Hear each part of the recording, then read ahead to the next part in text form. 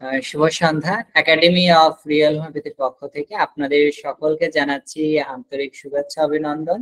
আজকে আমরা আমাদের হোমিওপ্যাথির জনক ক্রিশ্চিয়ান ফ্রেডরিক স্যামুয়েল হ্যানিম্যান স্যারের 269তম জন্মবার্ষিকী উপলক্ষে আজকে আলোচনা করব। আমরা বিশেষ আলোচনা আজকে আমরা স্যারের বিষয় নিয়ে আমরা এটা রাখছি একাডেমি অফ রিয়েল হোমিওপ্যাথির পক্ষ থেকে। এই অনুষ্ঠানটা মূলত 10 এপ্রিল হওয়ার কথা ছিল, যেহেতু সেই দিন আমাদের ঈদ পড়ে গিয়েছিল, যার কারণে সেই আলোচনাটাই আমরা আজকে শুরু করছি একাডেমির পক্ষ থেকে। স্যামুয়েল হ্যানিম্যান স্যারের সংক্ষিপ্ত জীবনী। আমরা প্রত্যেকে আমাদের স্যারকে চিনি। আমাদের এই যে sir doctor Samuel Hahnemann sir যে স্থানে জন্মগ্রহণ করেছেন, এটা হচ্ছে মিশেন নগরী, জার্মানির মিশেন নগরীর ছবিটা আপনারা প্রত্যেকে দেখেন। অনেকেই নেটে এখন খুঁজলে পাওয়া যায়, তারপরেও আমি এটা দিয়েছি। এবং আজকে যে আলোচনাটা করব এটা ডক্টর নাজির হোসেন স্যারের বই থেকে সংগৃহীত। আমরা ডক্টর স্যামুয়েল হ্যানিম্যান স্যারের সম্পর্কে যদি হোমিওপ্যাথিকে বুঝতে হয়, স্যারকে বুঝতে হবে, মনোপ্রাণে তার পুরো জীবনীটাকে উপলব্ধি করতে হবে। আজকে সংক্ষিপ্তভাবে তার জীবনীটা তুলে ধরার চেষ্টা করব এবং আমার ব্যক্তিগতভাবে বলার থাকবে, জাস্ট আমি শুরুটা করছি, কিন্তু এর গভীরতা আপনি যতই স্যারের জীবনীটা বারংবার পড়বেন তখন কিন্তু আরো ভালো বুঝতে পারবেন। 1755 সালের 10ই এপ্রিল মাঝরাতে জার্মানির স্যাক্সেনি রাজ্যের মিশেন নগরীতে আমাদের ডক্টর স্যামুয়েল হ্যানিম্যান স্যার জন্মগ্রহণ করেন। 1779 সালে তিনি এই যে চিকিৎসা বিজ্ঞানে প্রথম এমডি ডিগ্রি লাভ করেন এবং কলেজটা কোথায় ছিল? ইনলার্জেন বিশ্ববিদ্যালয় থেকে। এবং 1780 সালে তিনি ওয়েস্টার্ন মেডিসিনের যে নিয়ম কানুন সেটা প্রচলিত, যেটা বর্তমানে আমরা মডার্ন মেডিসিন বলছি, এই ওয়েস্টার্ন মেডিসিন তিনি কি করেন, তার কর্মজীবনের শুরুটা করেন। 1782 সালে জোহানা হ্যানরিয়েটারের সাথে তিনি বিবাহ বন্ধনে আবদ্ধ হন, বিবাহ করেন। 1790 সালে তিনি ডক্টর উইলিয়াম কোলেনের লেখা ট্রাইটিস অন ম্যাট্রিমেডিকা বইটা ইংরেজি হতে জার্মান ভাষায় অনুবাদ করেন। ডক্টর স্যামুয়েল হ্যানিম্যান স্যার অনেক ভাষা তিনি জানতেন এবং তার অনুবাদ করেছিলেন, অনেক ভাষা অনুবাদ করেছিলেন। তার অনেক জায়গায় বর্ণনা আছে তিনি 11টা ভাষা জানতেন। এখন আমাদের মূল বিষয়টা বুঝতে হবে, কখনো কোনো বইতে দেখা যাচ্ছে একটা ভাষা বেশি হলো বা একটা কম হলো, এটা নিয়ে কিন্তু আমাদের চিন্তা করার দরকার নেই। তিনি যে বহু ভাষা জানতেন এই বিষয়টা আমাদের সব থেকে বুঝতে হবে। তিনি তার ব্যক্তিগত জীবনটাকে আমাদের উপলব্ধিতে আনতে হবে। তিনি 1790 থেকে 1839 এই সময়ের মধ্যে তিনি 100টা ঔষধ পরীক্ষা করেন। কোথায়? নিজের দেহে প্রায় 100টা ওষুধ পরীক্ষা করেন এবং সেই ওষুধগুলোর প্রুভিং যে রেকর্ড, এই রেকর্ডটা সে 10টা খণ্ডে তিনি কি করেছিলেন, সংরক্ষণ করেছিলেন।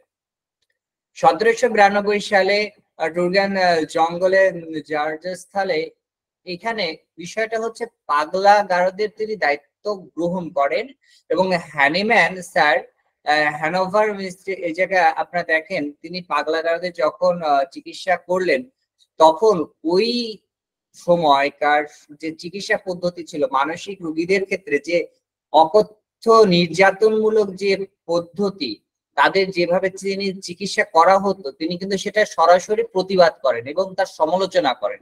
এখন একটা আদর্শ মানুষ কি করে? শুধুমাত্র গঠনমূলক সমালোচনা করে না, পথদূত তাদের দেখাতে হয়। তো স্যার যখন এই চিকিৎসা পদ্ধতি পাগলাগারদের যে চিকিৎসা, এটা যখন তিনি সমালোচনা করলেন এবং তিনি কি করলেন, এটার বিরোধিতা করার পর তিনি কিন্তু ডিসকভার, অর্থাৎ আমাদের আমরা যে কোনো কিছু গবেষণা শুরু হয় কিন্তু যখন তার প্রয়োজনীয়তা হয়, অর্থাৎ প্রয়োজনীয়তায় গবেষণার জন্ম দিয়ে থাকে। স্যার প্রয়োজন বোধ করলেন যে না, এই চিকিৎসা পদ্ধতি থেকে আরো ভালো কিছু হওয়া উচিত এবং হ্যানিম্যান স্যার আবিষ্কৃত ডিসকভার, বিশেষ করে যে সদৃশ্য চিকিৎসা পদ্ধতি হ্যানিম্যান স্যার হোমিওপ্যাথি যে নামটা দিলেন তিনি সর্বপ্রথম দিলেন, তার আগে কিন্তু এই পদ্ধতি ছিল এবং এই পদ্ধতির বর্ণনা আমরা পাই হিপোক্রেটিসের আমল থেকে, তার লিখনী থেকে আমরা এর বর্ণনা পাই, সবকিছু কিন্তু পাই। দেখেন এর আগে হিপোক্রেটিস স্যার এটা উল্লেখ করলেন সদৃশ্য পদ্ধতি, অসদৃশ্য পদ্ধতি, উভয় পদ্ধতির চিকিৎসা রয়েছেন। এবং এর পরবর্তীতে গ্যালেন, চরক সংহিতা, ইবনে সিনা, প্যারাসালসাস, এই যত মনীষীরা রয়েছেন তারাও কিন্তু সদৃশ্য নিয়মের চিকিৎসা করা যায় উল্লেখ করেছেন। তাহলে পার্থক্যটা কোথায়? পার্থক্যটা হচ্ছে এই বিষয়ে সঠিক চিকিৎসাটা গাইডলাইন দিয়ে এটাকে একটা লিপিবদ্ধ করে একটা চিকিৎসা পদ্ধতিতে সুস্থ করে এটা দাঁড় করানোর যে কাজটা, একটা হোমিওপ্যাথি নামটা, এই নামটা কে দিয়েছে, পূর্ণাঙ্গ একটা চিকিৎসা পদ্ধতি হিসাবে আমাদের সামনে তুলে ধরেছে আমাদের Christian Friedrich Samuel Hahnemann sir. এর পরের থেকে কিন্তু আমাদের স্যারের যাত্রাটা বলা চলে যে তিনি শুরু করলেন এবং কঠোরভাবে 1804 সাল পর্যন্ত অ্যালোপ্যাথিক চিকিৎসার পাশাপাশি পরীক্ষামূলক ভাবে কিন্তু তিনি হোমিওপ্যাথিক চিকিৎসা করেন। 1804 সাল পর্যন্ত, বিষয়টা কিন্তু একটু গুরুত্বপূর্ণ। 1805 সালে তিনি কেবলমাত্র হোমিও চিকিৎসা কার্যে নিয়োজিত হন। অর্থাৎ 1804 সালের আগ পর্যন্ত তিনি কিন্তু বিভিন্ন ভাষায় অনুবাদ করতেন, বিভিন্ন পড়াশোনা করতেন এবং 1805 সাল থেকে তিনি আর অন্য বিষয়ে মনোনিবেশ করলেন না, অ্যালোপ্যাথিক চিকিৎসা টোটালি বাদ দিলেন এবং তিনি সম্পূর্ণরূপে হোমিওপ্যাথিক চিকিৎসায় তার মনটা দিলেন এবং তিনি ল্যাটিন ভাষায় স্যারের যে প্রথম লেখা যে বইটা রয়েছে এই বইটা তিনি প্রকাশ করেন, ফার্গামেন্টাম দি ভার্ভাস, এই যে বইটা রয়েছেন স্যারের, এই বইটা তিনি লিখলেন ল্যাটিন ভাষায়। এরপরে 1810 সালে তিনি অর্গানন রিলেশন হাইকুন্ডি, এটা হচ্ছে স্যার তার প্রথম আমাদের রচনা, যেটা অর্গানের উপরে, যেটা তিনি জার্মান ভাষায় লিপিবদ্ধ করেন এবং তিনি এই পশ্চিমা চিকিৎসা পদ্ধতিকে তখন তিনি নামকরণ করেন অ্যালোপ্যাথি নামে কিন্তু তিনি অবহিত করেন এবং তার দেওয়া এই নামটা কিন্তু অদ্যাবধি যেটা প্রচলিত এবং কালোজয়ী যে এই হিসাবে কিন্তু তার যে গ্রন্থটা, যে হাইকুন্ডি স্যার যে এটা জার্মান ভাষায় লিখেছেন, এই গ্রন্থটাই কিন্তু পরবর্তীতে আমাদের হোমিওপ্যাথির পরবর্তীতে ভাষান্তর করা হয়, কিন্তু প্রথমে তিনি কিন্তু এই নামেই লেখেন।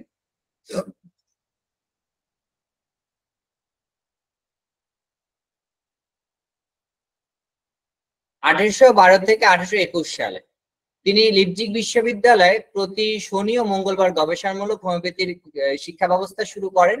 পরবর্তীতে অনেক জায়গায় বর্ণনা আছে, শনিবার, এটা হচ্ছে আমি এই তথ্যটা নিয়েছি ডক্টর নাজির হোসেন স্যারের বই থেকে এবং পরবর্তীতে উইকিপিডিয়া সহ অনেক জায়গায় লেখা আছে স্যার তার এই গবেষণামূলক যে শিক্ষা ব্যবস্থা এটা পরবর্তীতে বুধবারে করেন এবং বিভিন্ন জায়গা বর্ণনা আছে, কোনো কোনো জায়গা, অধিকাংশ জায়গা বর্তমানে যেটা আমরা অনলাইনে দেখি সেটা বুধবার লেখা আছে, শনি ও বুধবার, এবং অনেক গ্রন্থে লেখা আছে অর্থাৎ শনি ও মঙ্গলবার।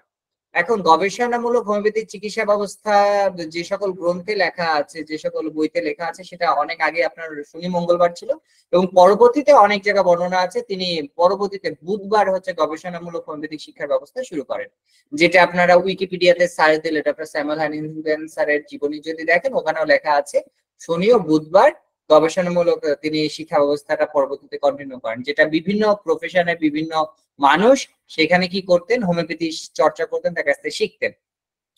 1817 সালে তিনি ল্যাটিন ভাষার চতুর্থ খণ্ডে রেপার্টরি লেখেন, যার পৃষ্ঠা ছিল 4239 পৃষ্ঠা। এখন স্যার রেপার্টরি করেন এবং প্রত্যেকটা বিষয়ে স্যারের আমাদের যে গবেষণা লব্ধ তার যে প্রচেষ্টা, তিনি যে বারংবার চেষ্টা করে চলেছেন একটা গবেষণাকে বাস্তবে প্রমাণ করার জন্য, তার যে প্রচেষ্টাটা, এই প্রচেষ্টা আমাদেরকে বুঝতে হবে। এবং এই সময় কিন্তু আমাদের হ্যানিম্যান স্যার খুবই নিতান্ত, খুবই দরিদ্র অবস্থায় তিনি কিন্তু জীবন যাপন করেছেন এবং তার প্রথম সংস্করণ ক্রনিক ডিজিজ সেটা 5ম খণ্ডে প্রকাশ করেন। তার সমগ্র জীবন অর্থাৎ তার লাক্সারিয়াস যে মানে সে যে জীবনটা যাপন করতে পারতেন মডার্ন মেডিসিন যদি তিনি প্র্যাকটিস করতেন, কিন্তু তিনি সত্যের পথে থাকার কারণে, তিনি সত্য যেহেতু কঠোর, অর্থাৎ সত্য পথে যারা থাকে তাদের কিন্তু দিন আনতে পান্তা ফুরায় এমন একটা ব্যাপার, কারণ honesty is the best policy আমরা জানি, কিন্তু যারা প্রকৃত অর্থে সৎ ব্যক্তি তাদের জীবন যদি দেখি, তারা কিন্তু খুবই নিতান্ত খুবই কষ্টে জীবনযাপন করেছেন এবং মানব জাতির জন্য তার অবদান কিন্তু প্রচুর। তো স্যার তার পঞ্চম খণ্ডে the chronic diseases, the peculiar nature and homeopathic cure, এটা তিনি লেখেন। এবং 1829-এ তিনি German central society of homeopathy প্রতিষ্ঠা করেন। এবং 1830 সালে তিনি জোহানা হ্যান্ডিটার, এই যে তার স্ত্রী ছিল, তিনি কিন্তু 31শে মার্চ মৃত্যুবরণ করেন। এটা তার মধ্যে একের দিকে দিনে দরিদ্রতার করাল গ্রাস, এরপরে স্ত্রী মারা গেলেন, এবং এই মানসিক কষ্টের পরেও তিনি কিন্তু তার গবেষণাটাকে কিন্তু বন্ধ করেনি, কিন্তু তার গবেষণাটাকে তিনি চালিয়ে গেছেন। এবং তিনি এরপরে 1842 সালে তিনি কি করেন, প্যারিসে অবস্থানকালে আপনার ফেব্রুয়ারি মাসে অর্গাননের 6ষ্ঠ সংস্করণ পাণ্ডুলিপি লেখার কাজ শেষ করেন। এবং এই পাণ্ডুলিপি কিন্তু পরবর্তীতে আপনার এটা প্রকাশ হয়। 1835 সালে মাদাম মেলানির সাথে বিবাহ আবদ্ধ হন এবং 1843 সালের 2রা জুলাই আমাদের হ্যানিম্যান স্যার মৃত্যুবরণ করেন। এবং তিনি একটাই কথা বলতেন, আমি বৃথা জন্ম ধারণ করিনি, এবং তিনি সেটা প্রমাণ করে দেখিয়েছেন। অর্থাৎ তার সমগ্র জীবনে অনেক কিছু আমাদেরকে জানতে হবে যেটা আমাদের অনুপ্রাণিত করে, বিশেষ করে তার স্ট্রাগল, সে কতটা কষ্ট করেছে সত্যকে প্রতিষ্ঠা করার জন্য। তিনি বারংবার নিজের শরীরে প্রায় 100টা মেডিসিন প্রুভ করেছেন। এবং এই ওষুধগুলোর যখন তিনি দেখলেন যে এর ওষুধগুলো দেওয়ার পরে যখন সমস্যা, তারপরে তিনি মায়াজম আবিষ্কার করেন এবং সকল কিছু কিন্তু আপনি অর্গাননকে তিনি 6 বার তার জীবদ্দশায় তিনি 6টা সংস্করণ করেছেন। অর্থাৎ এই বিষয়টা আমাদেরকে বুঝতে হবে যে তিনি কতটা গবেষক, কতটা সত্য অনুসন্ধানে তিনি বারংবার দেখেছেন কোনটা মানব জাতির জন্য কল্যাণকর, কোনটা ভালো। এইভাবেই কিন্তু তার সমগ্র জীবন অতিবাহিত করেছেন। এবং এখান থেকে আমরা এতটুকু বুঝতে পারি যে আসলে হোমিওপ্যাথি যদি আমাদের শিখতে হয়, আমাদের হ্যানিম্যান স্যারকে বুঝতে হবে। আর হ্যানিম্যান স্যারকে যদি আমরা উপলব্ধি করতে পারি, তার কষ্টটাকে যদি আমরা বুঝতে পারি, এবং সেইভাবে যদি আমরা নিরলস ভাবে দেখেন, সমগ্র চিকিৎসা জগৎ তার বিরুদ্ধে ছিল, সবাই কিন্তু তার বিরুদ্ধে ছিল, কিন্তু তিনি সত্যের পথে ছিলেন, একা ছিলেন। আজকে তার পিছনে দেখেন হাজার হাজার লক্ষ লক্ষ মানুষ এখন হোমিওপ্যাথির জয়গান করছে। আমাদের দেশের প্রায় অনেক জায়গায় বর্ণনা আছে, প্রায় 40% বেশি হচ্ছে আপনার হোমিওপ্যাথিক ওষুধ গ্রহণ করছে। আমাদের শুভাকাঙ্ক্ষী দিন দিন বেড়ে চলেছে। কোনো কোনো দেশে কোনো কোনো জার্নালে বলছে হোমিওপ্যাথিক ওষুধ গ্রহণের পরিমাণ খুব দ্রুত বাড়ছে। তার মানে কি, তার মধ্যে এই চিকিৎসা পদ্ধতি একটা সত্যতা রয়েছে। দেখেন আমাদের ওষুধ যে মলিকুলার লেভেলে, স্যার যে রসায়নবিদ ছিলেন, তিনি যে কারণে পানিতে দিতেন, অনেকে এটা নিয়ে অনেকে বিতর্ক করে যে কেন হোমিওপ্যাথিক ওষুধ পানিতে দেয়। কারণ হোমিওপ্যাথিক ওষুধ পানিতে দেওয়ার একটাই মাত্র কারণ ওয়াটার হ্যাজ দ্য মেমোরি, পানির স্মৃতি শক্তি রয়েছে। এবং বর্তমান 2012 সালে সেটা প্রমাণ হয়েছে, এবং ওয়াটার হ্যাজ দ্য মেমোরি এরপর নোবেল পুরস্কারও আছে। তাহলে আমাদের হ্যানিম্যান স্যার এটা বুঝেছিলেন এবং তিনি কিন্তু সেটা প্রমাণ করেছেন। জেনেটিক্স এর উপরে তার যে আমাদের অর্গাননে তিনি যে মায়াজমের কথা বলা হয়, এই মায়াজমে কিন্তু আপনি জেনেটিক্স এর ধারণাটা পাওয়া যায়, অর্থাৎ তিনি সেই বিষয়ে বুঝতে পেরেছিলেন। এবং তার বর্ণনাতে আমরা সেটা বুঝতে পারি যে জেনেটিক্স এর উপরে তার কতটা, তার প্রত্যেক পাণ্ডুলিপি আপনার পড়লে বুঝতে পারেন। অর্গান অফ মেডিসিন যখন আপনি পড়বেন, তখন কিন্তু আপনি এই বিষয়টা খুব সুন্দরভাবে উপলব্ধি করতে পারবেন। আরেকটা বিষয় স্যার, যে আমাদের কেন পোটেন্টাইজ মেডিসিন, কেন ক্রুড বা স্থূল মাত্রা থেকে সূক্ষ্ম মাত্রা, এই সূক্ষ্ম মাত্রা যেটা আমরা বিভিন্ন সময় গবেষণা করতে পারতাম না বা বলা ছিল যে এটা বিতর্কিত ছিল, আপনারা জেনে খুশি হবেন মাত্র অল্প কয়েকদিন আগে আপনার জর্জ ভিতলকার স্যার সহ তার পুরো একটা টিম আপনার এলিসবারে এটা গবেষণাটাকে প্রমাণ করেছেন। এবং সেই প্রমাণের আপনার গবেষণাপত্র আপনারা আমি আজকে দিয়ে দিব ক্লাস শেষে, আপনারা এটা দেখবেন আসলে যে আমাদের হোমিওপ্যাথিক ওষুধ যে কাজ করে এটার উপরে আপনার স্যারের যে জর্জ ভিতলকার স্যারের যে গবেষণা, এই গবেষণাটা কিন্তু আমাদের একটা মাইল ফলক।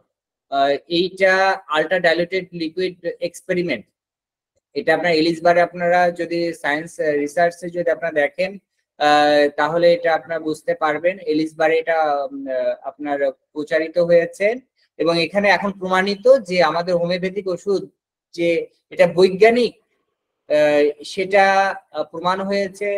পোটেন্টাইজেশন যে মেডিসিন আছে 6C 30C 20 অর্থাৎ 200 শক্তি অর্থাৎ 6 3 200 এই শক্তিগুলো যে কার্যকর, এখানে যে ওষুধের যে গুণাগুণ থাকে মলিকুলার লেভেলে যে থাকে, এটা কিন্তু প্রমাণিত হয়েছে। আমরা এখন মডার্ন মেডিসিন সারা পৃথিবী গবেষণা করছে এবং আমাদের হোমিওপ্যাথির এটার যে টেকনোলজিটা এটা কিন্তু বর্তমানে প্রমাণিত হচ্ছে। এবং কিছুদিন আগে আমাদের হোমিওপ্যাথিতে কি শক্তি রয়েছে, আমাদের হোমিওপ্যাথিক ওষুধে যে শক্তিটা রয়েছে সেটা ট্রাকিয়ান কণা। ট্রাকিয়ান কণা কিসে থাকে? আপনার বৈদ্যুতিক স্ফুলিঙ্গ অর্থাৎ বিশেষ করে যখন বিদ্যুৎ চমকায় তখন তার মধ্যে যে শক্তিটা থাকে, যে কণাটা পাওয়া যায় হোমিওপ্যাথিক মেডিসিনের মধ্যে, সেই কণাটা পাওয়া যায়। এটাও কিন্তু গত বছর এটা প্রথম প্রকাশিত হয়।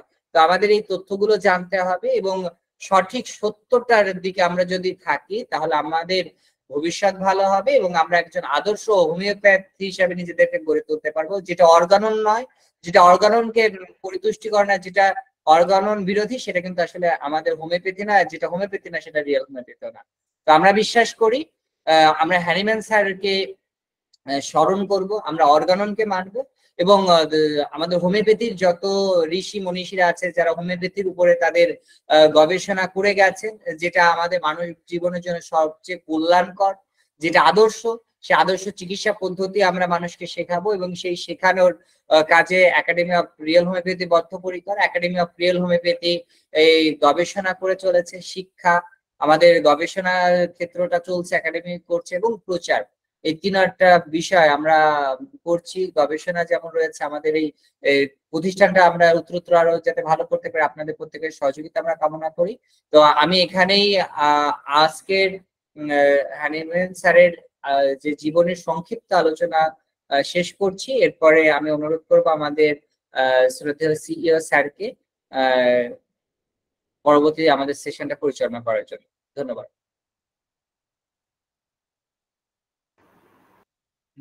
ধন্যবাদ গোপেশ, অত্যন্ত চমৎকার তথ্যবহুল আলোচনা রাখার জন্য। আমি মনে করি যে আমাদের ডাক্তার চিরঞ্জীব মন্ডল তিনিও প্রস্তুত আছেন ভালো কিছু বলার জন্য। আমি ডাক্তার চিরঞ্জীব মন্ডলকে অনুরোধ করবো যে আপনি আপনার আলোচনা রাখুন। ধন্যবাদ। সবাইকে শুভ সন্ধ্যা। পবিত্র ঈদ উল ফিতর এর পরবর্তী এবং আজকের আমাদের প্রথম আয়োজন। তো শুধুমাত্র আমরা যে ঈদ উল ফিতরই উদযাপন করলাম সেটা নয়, পাশাপাশি আমাদের বাংলা শুভ নববর্ষও আমরা কিন্তু এর মাঝে, এই ঈদের ছুটির মাঝেই আমরা কিন্তু পেয়ে গেছি। তো সবাইকেই আমাদের এই পবিত্র ঈদ উল ফিতর এবং আমাদের বাংলা শুভ নববর্ষের শুভেচ্ছা এবং অভিনন্দন জানিয়ে আজকে আমাদের এই সেশনে আমার পক্ষ থেকে সকলকে স্বাগত জানাচ্ছি।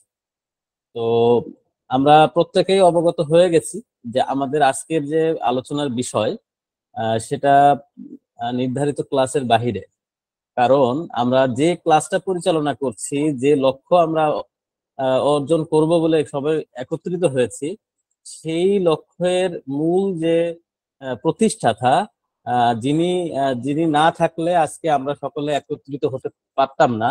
এত বড় একটা মহৎ আবিষ্কার মানব কল্যাণের জন্য চিকিৎসা ক্ষেত্রের একটা সব থেকে বড় একটা অবদান যিনি রেখে গেছেন, সেই আমাদের প্রাণপ্রিয় ডাক্তার স্যামুয়েল হ্যানিম্যান স্যারের জন্মদিন গেছে গত 10ই এপ্রিল।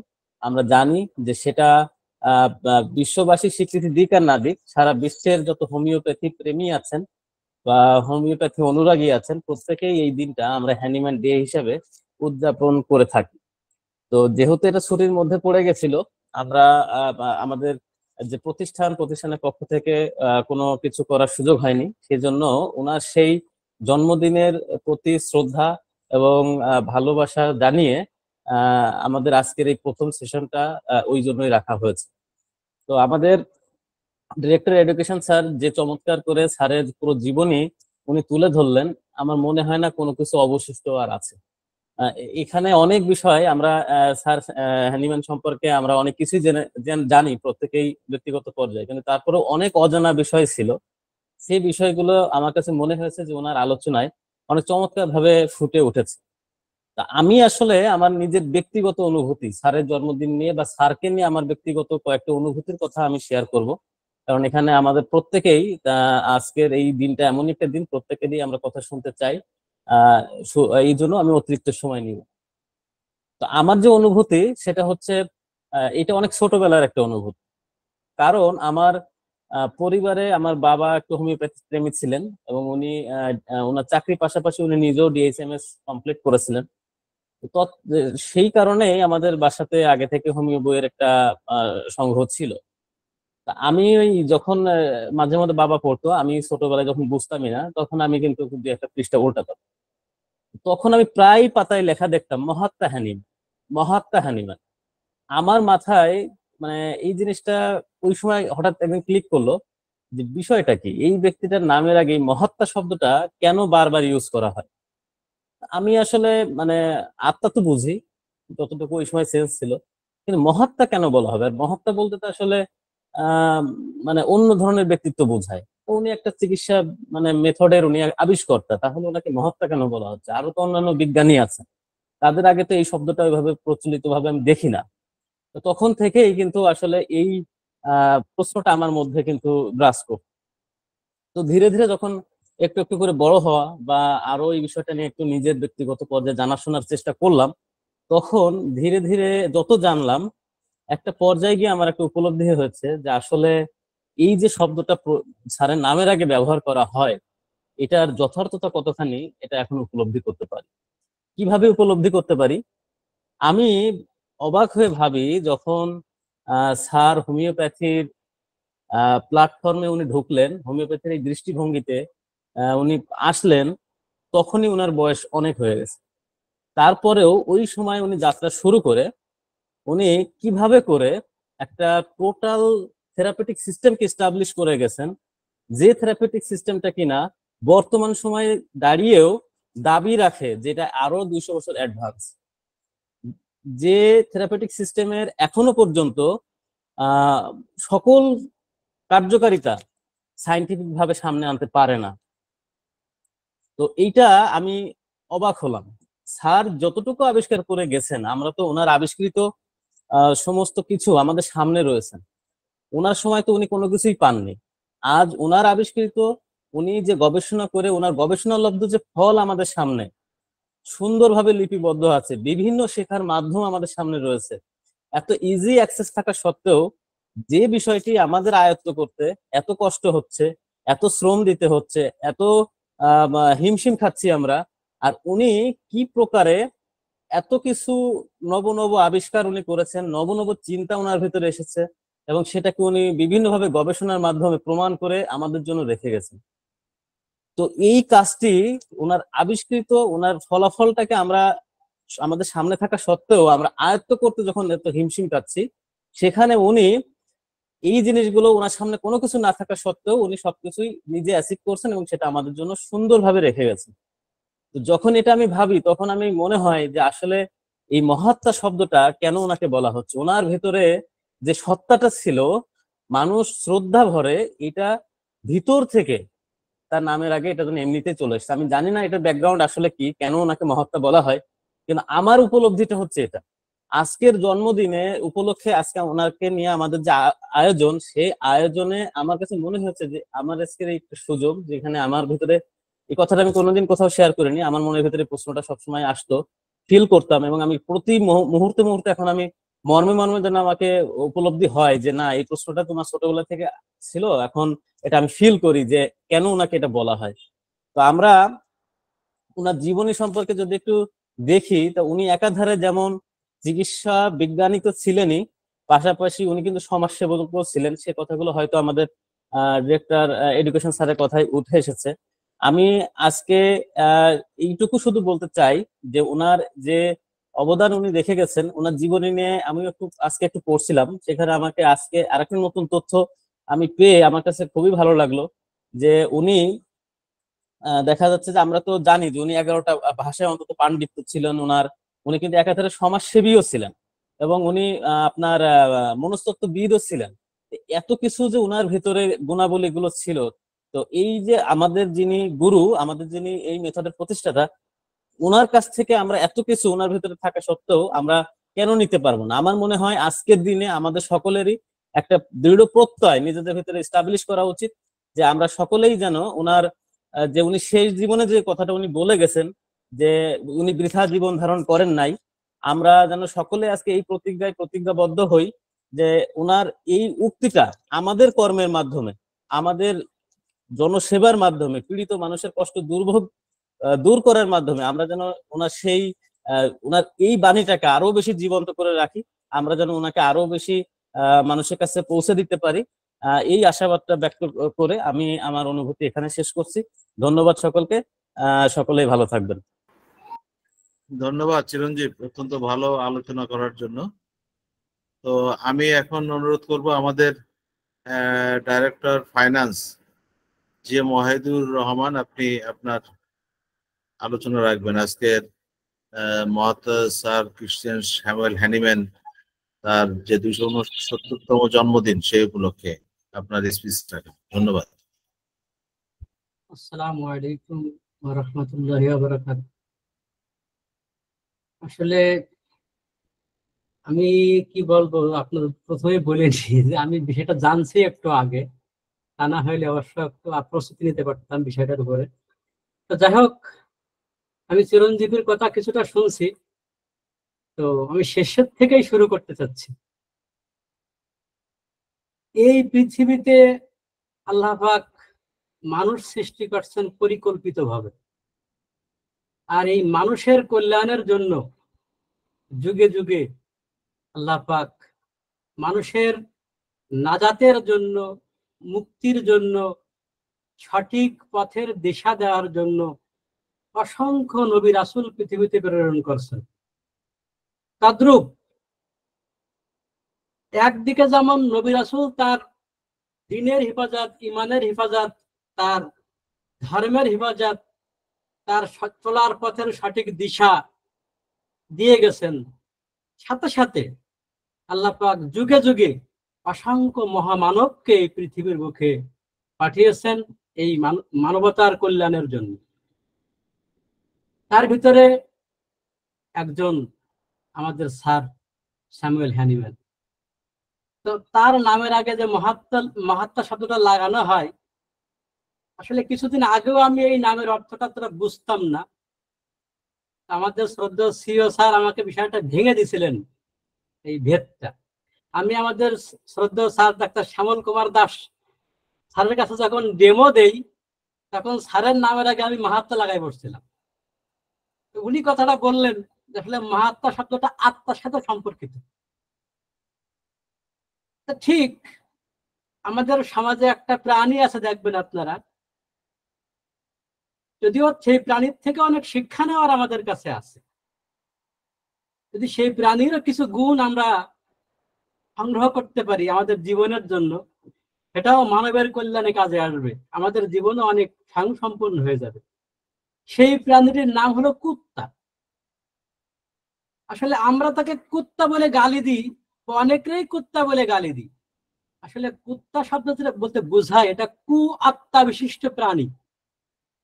প্রাণী জগতের ভিতরে হিংসুক প্রকৃতির প্রাণী সব থেকে এই কুকুর, এদেরকে কুত্তা বলা হয়, আত্মা বিশিষ্ট প্রাণী বলা হয় এদেরকে। অহেতুক একটা কুকুরকে সে দেখছে তালা জড়ি দিয়েছে, সে তাকে এই হিংসার থেকে সে মুক্ত হতে পারে না, সহ্যই করতে পারে না। ঠিক পক্ষান্তরে এই কুকুরের কিছু গুণ দেখবেন, যদি কুকুর যে মালিকের বাড়ি থাকে, সে তাকে মারুক, পিটাক, যাই করুক না কেন, কুকুর প্রথমত বাড়ি ছেড়ে যায় না। 2 নম্বর, দেখবেন কুকুর সারা রাত জেগে মালিকের বাড়ি পাহারা দেয়। এই যে কুকুর যে বাধ্যগত একটা মালিকের, তাকে খেতে দিলেও সে খুশি, না দিলেও সে খুশি, তার ডিউটি ফুলফিল সে পালন করে। দেখেন, যদিও সে আত্মা বিশিষ্ট প্রাণী, তারপরেও তার ভিতরে মহৎ 2-3টি গুণ আমরা পেলাম। যদি এই 2-3টি গুণ আমরা আমাদের মানব জীবনে কাজে লাগাইতে পারি, অর্থাৎ কুকুর যেমন তাকে মারুক পিটাক, সে বাড়ি ছেড়ে যায় না। আমরাও মনে করেন আমাদের তত ঝড় ঝাপটা আসুক না কেন, যদি আমাদের স্যার স্যামুয়েল স্যারের, হ্যানিম্যান স্যারের যে নীতি আদর্শ, যে মানুষের কল্যাণে যে প্যাথি, মানুষের কল্যাণে যে অনন্য আবিষ্কার তিনি করে গেছেন, যদি এটাওকে আমরা আরেকটা ধরে রাখতে পারি, তাহলে কি আমরাও একদিন স্যারের সেই গুণের কিছু অংশ হলেও অর্জন করতে সক্ষম হবে ইনশাআল্লাহ। তো আসলে স্যার ছিলেন সত্যি মহাত্মা, তিনি ছিলেন। কেননা আমার কয়েকটা দিক মনে পড়ে। আসলে এই দিকগুলো মনে পড়ার পিছনে কারণ হলো যে আমাদের বাস্তব জীবনের সাথে যদি কোনো ঘটনা মিলে যায়, সাধারণত এই ঘটনাগুলো মানুষ ভোলে না। যেমন আমাদের স্যার স্যামুয়েল হ্যানিম্যান স্যার, উনি কিন্তু অ্যালোপ্যাথি চিকিৎসক ছিলেন, অ্যালোপ্যাথিক ডাক্তার ছিলেন একজন। আমাদের sir Kent, James Taylor Kent sir, তিনিও কিন্তু অ্যালোপ্যাথি ডাক্তার ছিলেন। দেখেন কি মিল এদের ভিতরে, যে স্যার হ্যানিম্যান এই অ্যালোপ্যাথি চিকিৎসা জগৎ থেকে বাদ দিয়ে তিনি নতুন পথের সন্ধান নিলেন, নতুন পথ দেখালেন, সেটাকে প্রতিষ্ঠিত করে ছাড়লেন। আসলে উদ্দেশ্য ছিল কি? মানুষের কল্যাণ সাধন করা, মানুষের ক্ষতি না করা। যদি শুধু অর্থ উপার্জন তার উদ্দেশ্য হতো, তাহলে তিনি অ্যালোপ্যাথি করে অনেক কামাইতে পারতেন, অনেক কিছু করতে পারতেন। কিন্তু না, তিনি মানবের কল্যাণের দিকে তাকায়, মানবের ক্ষতির দিকটা বিবেচনায় নিয়ে এসে তিনি সেইটাকে বাদ দিয়ে নতুন একটা জগৎকে তিনি সামনে নিয়ে আসছেন। এটা নিঃসন্দেহে বলা যায় একটা মহান আত্মার মানুষ ছাড়া এটা এত বড় ত্যাগ স্বীকার কেউ করতে পারে না। ত্যাগের একটা অনন্য উদাহরণ স্যার বাস্তব জীবনে রেখে গেছেন আমাদের জীবনে। ঠিক দেখা যায় আমাদের sir James Tyler Kent sir, আমরা সকলে জানি, তার জীবনে যারা আমরা পড়ছি, তার স্ত্রীকে নিয়ে যে কাহিনী আমরা সকলে শুনেছি, তার স্ত্রী যখন অন্তিম সজ্জায় শায়িত ছিলেন, তখন স্যার কিন্তু তার সেই হোমিওপ্যাথির কাছে আসছিলেন। এসে তিনি তার স্ত্রীকে যখন দেখলেন সুস্থ করা গেল, তখন তিনিও সেই পেশাকে বাদ দিয়ে এই হোমিওপ্যাথিকে তার জীবনের সাধনা হিসেবে তিনি নিয়ে নিলেন। এবং আমার জানা মতে স্যার একটা ওষুধের ব্যাপারে কথা বলে গেছেন, এটা আমাদের সব দিকে জানা দরকার, এটাও খুব উপকারে আসবে, সকলে জানি। তিনি একটা কথা বলছেন, যদিও আমরা এখন যে মেথডে আছি সেই এখানে এটাকে আমরা ব্যবহার করি না, তবে তিনি এই কথাটাকে গুরুত্বের সাথে বলছেন এবং এটা আমরাও গুরুত্বের সাথে নিয়ে থাকি। তিনি বলে গেছেন, যদি হোমিওপ্যাথিক জগতে একটা ওষুধের নাম বলছেন যে এই ওষুধটা ব্যবহার না করা হতো, তাহলে আমি কেন্ট হোমিওপ্যাথিকে চিকিৎসা পেশা হিসেবে গ্রহণ করতাম না। আমি এই লাইনটা যখন পড়ি তখন আশ্চর্য হয়ে গেছি, কি আছে ঔষধের ভিতরে। তখন আমি ওষুধটাকে নিজে প্রয়োগ করে দেখছি, আসলে সত্যি অনন্য এবং অসাধারণ কার্যক্ষমতা রয়েছে এই ওষুধের ভিতরে, তা সেটাকে প্রকাশ করে গেছেন। যাক, বলা উদ্দেশ্য ছিল যে তিনি কিন্তু অ্যালোপ্যাথিকে বাদ দিয়ে হোমিওপ্যাথিকে গ্রহণ করছেন। কারণ কি? একটাই কারণ, যে মানুষের ক্ষতির থেকে কিভাবে মানুষকে বাঁচিয়ে একটা সুন্দর সুশৃঙ্খল চিকিৎসা ব্যবস্থা মানুষের জন্য এই পৃথিবীর বুকে প্রতিষ্ঠা করে রাখা যায়। তদ্রূপ আমাদের এখানে আর একটা বিষয় বলার, যেটা তিনার মহাত্মা তিনি কেন হলেন সেই বিষয়টা বলা উদ্দেশ্য, সেটা হলো তারা যা কিছু পেয়েছেন তারা কিন্তু কোনো কিছু গোপন করে যান নাই। একদম উদার মনে বিশ্ববাসীর জন্য সব কিছু বিলীন করে দিয়ে গেছেন, এমনকি কোনো মালিকানা পর্যন্ত রেখে যান নাই। ঠিক এই বিষয়টা যদি আমরাও এই তাদের থেকে এই শিক্ষাটা নিতে পারি, তাহলে আশা করা যায় যে আমাদের বাস্তব জীবনে যেমন আমরা নিজেরাই স্বয়ং সম্পূর্ণ হতে পারবো, তদ্রূপ বিশ্ববাসীকে আমরাও কিছু দিতে পারবো। এটা না প্রসঙ্গ না বললেই নয়, আমাদের এই ডাক্তারদের ভিতরে অনেক ডাক্তাররা এখনো আছেন যারা চলমান চেম্বার, হোমিওপ্যাথিক চেম্বার রানিং ছিল, ভরপুর রোগী ছিল, কিন্তু যখন দেখছেন এই হোমিওপ্যাথি চিকিৎসা করতে এসেও হোঁচট খাচ্ছি, তখন তারাও মানুষকে সঠিক পথের দিশা দেওয়ার জন্য এই চিকিৎসা ব্যবস্থাকে ততদিন পর্যন্ত অফ রাখছেন যে আমি আগে এটাকে আয়ত্ত করি, এটা আগে বুঝি, এটা আগে শিখি, তারপরে এটা আমি আবার প্রয়োগ করব। উদ্দেশ্য কি? উদ্দেশ্য একটাই, মানুষের উপকার করতে না পারলেও আমার দ্বারা যেন কোনো মানুষের ক্ষতি সাধিত না হয়ে যায়। এটাও কিন্তু আসলে এই মহান আত্মার মানুষ ছাড়া এরকম চিন্তা কেউ করতে পারে না। তো আসলে আমরা হ্যানিম্যান স্যারের এই আদর্শকে এই পৃথিবীর বুকে প্রতিষ্ঠা করার জন্য চেষ্টা করে যাচ্ছি। ইনশাআল্লাহ আমরা আরো চেষ্টা করব, এবং যে কোনো ভাবে হোক না কেন আমরা হোমিওপ্যাথিকে এই পৃথিবীর বুকে প্রতিষ্ঠা করে ছাড়বো ইনশাআল্লাহ। এই আশাবাদ ব্যক্ত রেখে আমি আমার সংক্ষিপ্ত বক্তব্য এখানে শেষ করছি। আসসালামু আলাইকুম ওয়া রাহমাতুল্লাহি ওয়া বারাকাতুহু। ধন্যবাদ ডাক্তার জি এম ওয়াহিদ। এবার আমি আলোচনা আসার জন্য আমন্ত্রণ জানাচ্ছি আমাদের director organisation doctor Sunil Kumar Ghosh.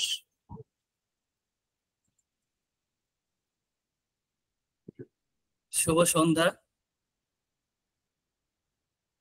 পৃথিবীর সর্বকালের সর্বশ্রেষ্ঠ চিকিৎসা বিজ্ঞানী, যার জন্ম না হলে আজ হোমিওপ্যাথির জন্ম হতো না। যার জন্ম না হলে চিকিৎসা যে বিজ্ঞান হয়, সেই বিজ্ঞান হয়তো লিখিতভাবে সংরক্ষিত হতো না। যে মহান বিজ্ঞানী শুধু আজ চিকিৎসা বিজ্ঞানের নাম হোমিওপ্যাথি নয়, অ্যালোপ্যাথি সহ অন্যান্য প্যাথির নামকরণও তিনিই করে গিয়েছিলেন।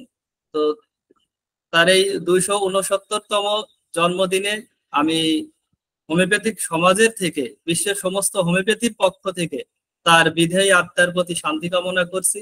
সাথে ওনার উত্তরসূরি যে সমস্ত বিজ্ঞ হোমিওপ্যাথি ডাক্তারবৃন্দ ওনার পথকে অনুসরণ করে হোমিওপ্যাথির প্রচার প্রসারে নিজেদেরকে উৎসর্গ করেছেন, সেই সমস্ত সকল আত্মার প্রতি আমি শান্তি কামনা করছি। তো আপনারা সবাই জানেন যে doctor Mahatma Hahnemann sir homeopathy কিভাবে আবিষ্কার করেছিল, এটা নতুন করে আর বলার কোনো অবকাশ রাখে না। শুধু এতটুকুই বলতে চাই যে সবসময় আমরা যদি সহজ সরল রাস্তাকে ছেড়ে একটু কঠিন, সরু এবং কণ্টকীর্ণ রাস্তায় চলা শিখতে পারি, সেই মহান গুরুর কি বলবো পথ প্রদর্শন আমাদের করেছেন, সেই রাস্তায় চলতে পারলেই তেনার এই স্বপ্নকে আমরা বাস্তবায়ন করতে পারবো। আপনারা সবাই জানেন মহাত্মা হ্যানিম্যান স্যার ছিলেন একজন বিজ্ঞ অ্যালোপ্যাথিক ডাক্তার, এবং তদনন্তীনকালীন উনি রাজ পরিবারের একজন ডাক্তার ছিলেন। উনি যদি চাইতেন ওই রাজাদের মতন ভোগ বিলাস করে, আনন্দ ফুর্তি করে, খুব মজার সাথে জীবনটাকে এনজয় করতে পারতেন। কিন্তু এই মানব জাতির দুঃখ দুর্দশা আর তার সামনে একজন চিকিৎসক হিসাবে মানব জাতির এই কষ্ট তিনি সহ্য করতে না পেরে তিনি বেছে নিয়েছিলেন এক কষ্টের রাস্তা। সে এক ভীষণ কষ্ট। আশা করি আমরা এখানে যারা আছি সবাই সেই কষ্টের কথা আমরা জানি। উদাহরণ শুধু একটাই বলতে হয়, ওনার জীবনে এমন দিন গিয়েছে শুধু হোমিওপ্যাথিকে প্রতিষ্ঠিত করার জন্য যে উনি কাপড় পরিষ্কার করার জন্য সাবানটুকু সংগ্রহ করতে পারতেন না। তাই কি করতেন? উনি তো নিজেই বিজ্ঞানী, সেই বিজ্ঞানী গোল আলু কেটে উনি নিজেই নিজের কাপড়কে পরিষ্কার করতেন। তো একজন রাজ পরিবারের ডাক্তার তার শেষ জীবনে এসে যে এত দুঃখ দুর্দশা সহ্য করে যে পবিত্র রাস্তা আমাদেরকে প্রদর্শন করে গিয়েছে, এবং বিশ্ব মানব জাতির জরা ব্যাধি এবং রোগ কষ্ট থেকে মুক্তির জন্য যে পবিত্রতম রাস্তা, যে অর্গানন আমাদের হাতে তুলে দিয়ে গিয়েছে, সেই অর্গাননকে যদি আমরা সঠিকভাবে পড়াশুনো করে তার যে মূল নীতিকে অনুসরণ করে আমরা যদি কাজ করতে পারি, তবেই কিন্তু তার প্রতি সম্মান প্রদর্শন করা হবে। আমরা নামে হ্যানিম্যান স্যারের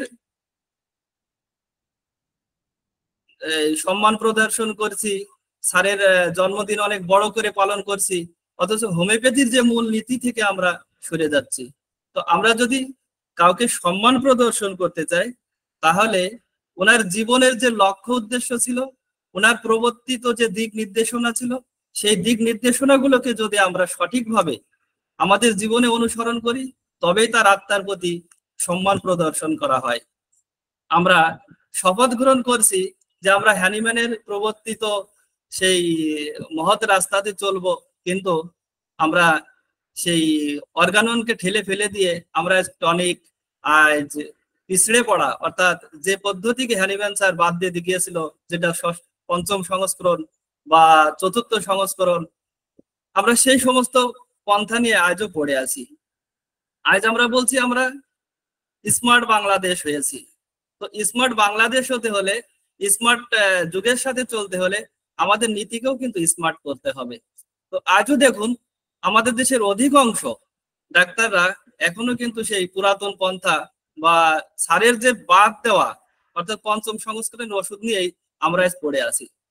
পরিতাপের সাথে আরো বলতে হয়, বাংলাদেশে এখনো পর্যন্ত টনিক, ভিটামিন, কি বলে বায়োকেমিক এবং মাদার টিংচার ছাড়া কোনো ডাক্তার কিন্তু চেম্বার খুলতে পারেন না।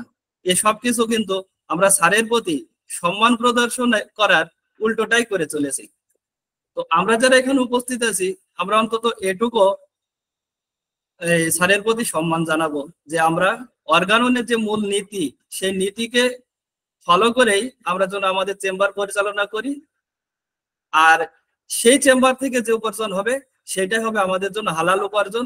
এবং আমাদের জন্য কি বলবো, যে স্যার যে বিশেষ একটি কথা বলেছিলেন যে আমার এই প্যাথির সাথে যে বিভিন্ন মিশ্র প্যাথি ব্যবহার করবে তারা নিজেরাই সংকট। তো আজ এই স্মার্ট বাংলাদেশে আমরা আধুনিক জীবনযাপন করতে এসে স্যারের সেই শঙ্কর কথার ওই গ্রুপে যেন আমরা না পড়ি, এই কথাটা আমরা একটু সবাই মাথায় রাখবো।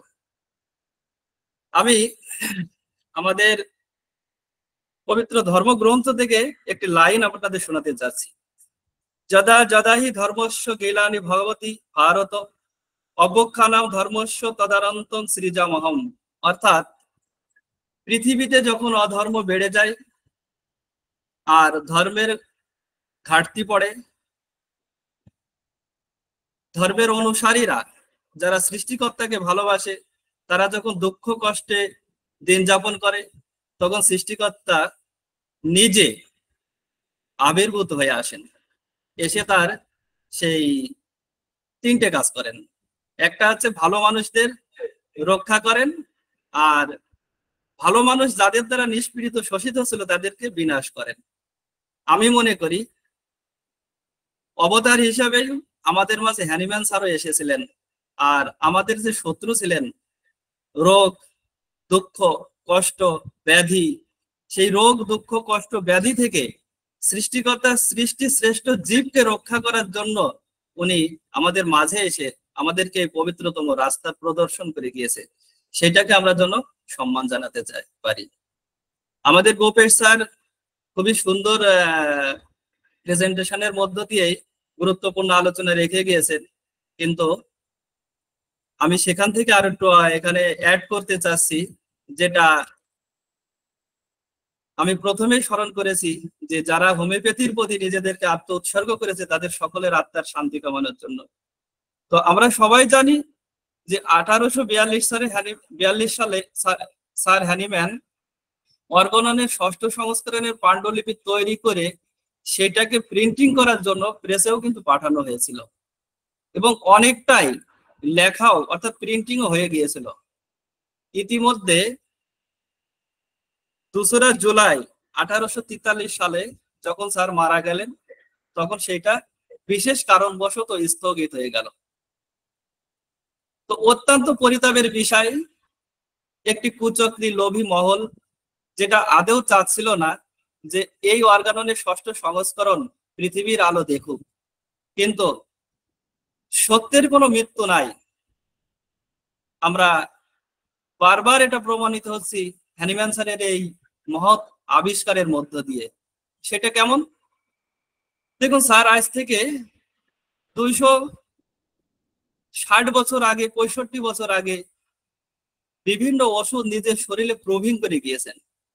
আজ আমরা আধুনিক যুগে বলছি যে স্যারের তখন যে প্রুভিং হয়েছিল তখন তো ল্যাব ছিল না, আধুনিক যন্ত্রপাতি ছিল না, মডার্ন সায়েন্স এত স্মার্ট ছিল না। তো এই ওষুধগুলো রিপ্রুভিং করে দেখার দরকার। তো আমাদের থেকে অনেক বিজ্ঞজনেরা ওই কাজটি করেছেন যেটি আমাদের স্যার হ্যানিম্যান করেছেন। স্যার হ্যানিম্যান ওষুধ প্রুভিং করে যে সমস্ত লক্ষণাদি লিপিবদ্ধ করে গিয়েছেন, তার 200-250 বছর পরে এসেও আধুনিক যুগে সেই একই মেডিসিন যখন আমাদের আধুনিক ডাক্তাররা বিভিন্ন আধুনিকতার সাথে প্রুভিং করছে, তখন কিন্তু সেই রেজাল্ট একই আসছে। অর্থাৎ স্যার যেটা বলেছিলেন, স্যারের সেখান থেকে একটা শব্দ বা একটা লাইনকেও অপসারণ করার ক্ষমতা কিন্তু এই আধুনিক কালের এই বিজ্ঞানীদের সেটা হয়নি। সেই জন্যই বলতে হয় এটা কিন্তু সত্যের উপরে প্রতিষ্ঠিত। সত্যের কোনো মৃত্যু হয় না, সত্য সবসময় সত্যই থাকে। পৃথিবীর যে প্রান্তেই যাবেন গুড় মিষ্টি লাগবে, অঙ্ক 2 × 2 = 4ই হবে। তো হ্যানিম্যান স্যারের যে আবিষ্কার, এটা সত্যের উপরে প্রতিষ্ঠিত বলেই আজও পৃথিবীতে এত বিরূপ পরিবেশের এবং প্রতিকূলতার মধ্য দিয়েও এখনো জীবিত আছে এবং মাথা উঁচু করেই দাঁড়িয়ে আছে। আজ দেখুন আমাদের পাশাপাশি যে সমস্ত চিকিৎসা পদ্ধতি আসছে, আজ বলছে এটা হচ্ছে মানব জাতির মুক্তির জন্য অমোঘ অ্যান্টিবায়োটিক, এটা না হলে মানব জাতির মুক্তি নাই। 5 বছর পরে গিয়ে সেটাকেই বলা হচ্ছে এটা আপনারা ব্যবহার করবেন না, এটা করলে মানব জাতির বিরূপ প্রতিক্রিয়া হবে মানব জাতির উপরে, অর্থাৎ মানব জাতির ক্ষতি সাধিত হবে। তো এরকম হাজারো মেডিসিন আছে যা বারবার তৈরি হচ্ছে আর ব্যান্ড হচ্ছে, কিন্তু হোমিওপ্যাথির জনক যে হোমিওপ্যাথিকে আবিষ্কার করেছে সেটা কিন্তু আজও সে কি বলবো নতুনত্বের সেই স্বাদ বহন করেই চলেছে, এর কোনো পুরাতন হয় না। অর্থাৎ সত্যের উপরে প্রতিষ্ঠিত বলেই আজ এই সত্য প্রতিষ্ঠিত আছে। অনুরূপ যে সত্য পৃথিবীর কল্যাণে তিনি অনেক পরিশ্রমের মধ্য দিয়ে আবিষ্কার করেছিলেন, সেই সত্য রক্ষা করার ক্ষমতা কারোরই তো থাকে না। তাই 1920-21 সালের দিকে গিয়ে তদনন্তীন মহন্ত ডাক্তার হেল এবং ডাক্তার উইলিয়াম বরিক, তিনারা যৌথভাবে তার সমসাময়িক ডাক্তারদের সমন্বয়ে এই অর্গানন প্রকাশ, 6ষ্ঠ সংস্কারের অর্গানন প্রকাশের যে বাধা ছিল, সেই বাধাকে দূর করে ওনারা সেটাকে প্রকাশ করলেন। তো প্রকাশ হওয়ার পরে 1954 থেকে 1956 সালের মধ্যে doctor Piyari Smith homeopathic journal এবং আমেরিকান ইনস্টিটিউট অফ হোমিওপ্যাথিতে এই বিষয়ের উপরে লেখালেখি করলে তবেই গিয়ে সারা পৃথিবীতে এটা ছড়িয়ে পড়ে। তো সেটা ছিল আমাদের পশ্চিমের দেশগুলিতে। পরবর্তীতে আমাদের দেশে কখন আসলো? আমাদের দেশের আগেও এই 5ম সংস্করণের জায়গায় 6ষ্ঠ সংস্করণের আবির্ভাব ঘটে 1957 সালে। প্রথম আমাদের তৎকালীন ভারতের বিশিষ্ট ডাক্তার দেবেন্দ্র কুমার রায় এবং ডাক্তার খগেন্দ্রনাথ বসু এবং ডাক্তার বিজয় কুমার বসু এই নতুন পদ্ধতি নিয়ে আলোচনা করেন, এবং তখনকার দিনের হ্যানিম্যান পাবলিশিং যে কোম্পানি ছিল, সেই কোম্পানি থেকেই এই প্রথম 6ষ্ঠ সংস্করণের ওষুধ তৈরি হয়। আর ইনাদের বিভিন্ন পত্র পত্রিকায় লেখালেখি, বিভিন্ন জার্নাল, বিভিন্ন সভা, বিভিন্ন সেমিনারে এই বিশেষ প্রচারের মধ্য দিয়ে সমগ্র ভারতবর্ষে এই 6ষ্ঠ সংস্করণের মেডিসিন পরিচিতি লাভ করে এবং এর প্রচার ও প্রসার ঘটে।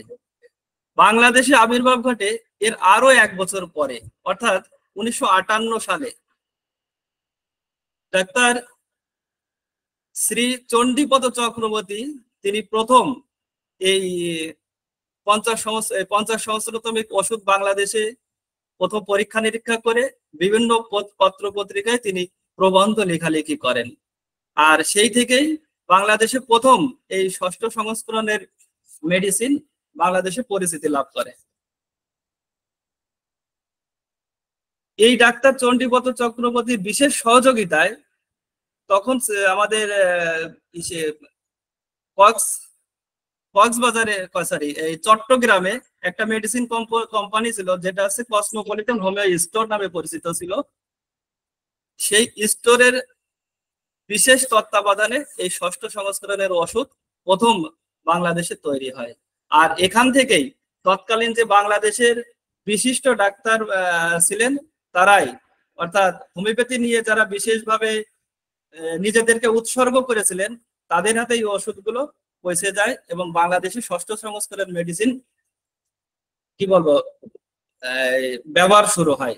তার ভিতরে বিশেষ যে অবদান রেখেছিলেন সেই সমস্ত ডাক্তারদের আত্মার প্রতি আবারও বিশেষভাবে কি বলবো শান্তি কামনা করতে হয় যে ইনারা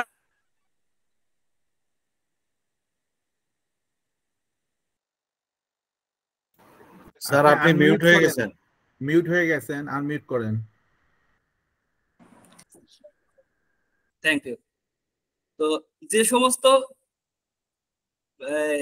আত্ম উৎসর্গকারী অর্থাৎ নিজেদের ব্যবসা বাণিজ্য বা নিজেদের ব্যবসায়িক মনোভাবকে বিসর্জন দিয়ে শুধুমাত্র হোমিওপ্যাথিক প্রচার প্রসারে, হোমিওপ্যাথিকে ভালোবেসে বিশ্ব মানবতার প্রেমে পড়ে বাংলাদেশের বুকে হোমিওপ্যাথির ৬ষ্ঠ সংস্করণকে প্রচার প্রসার এবং ছাড়িয়ে দিয়েছিলেন।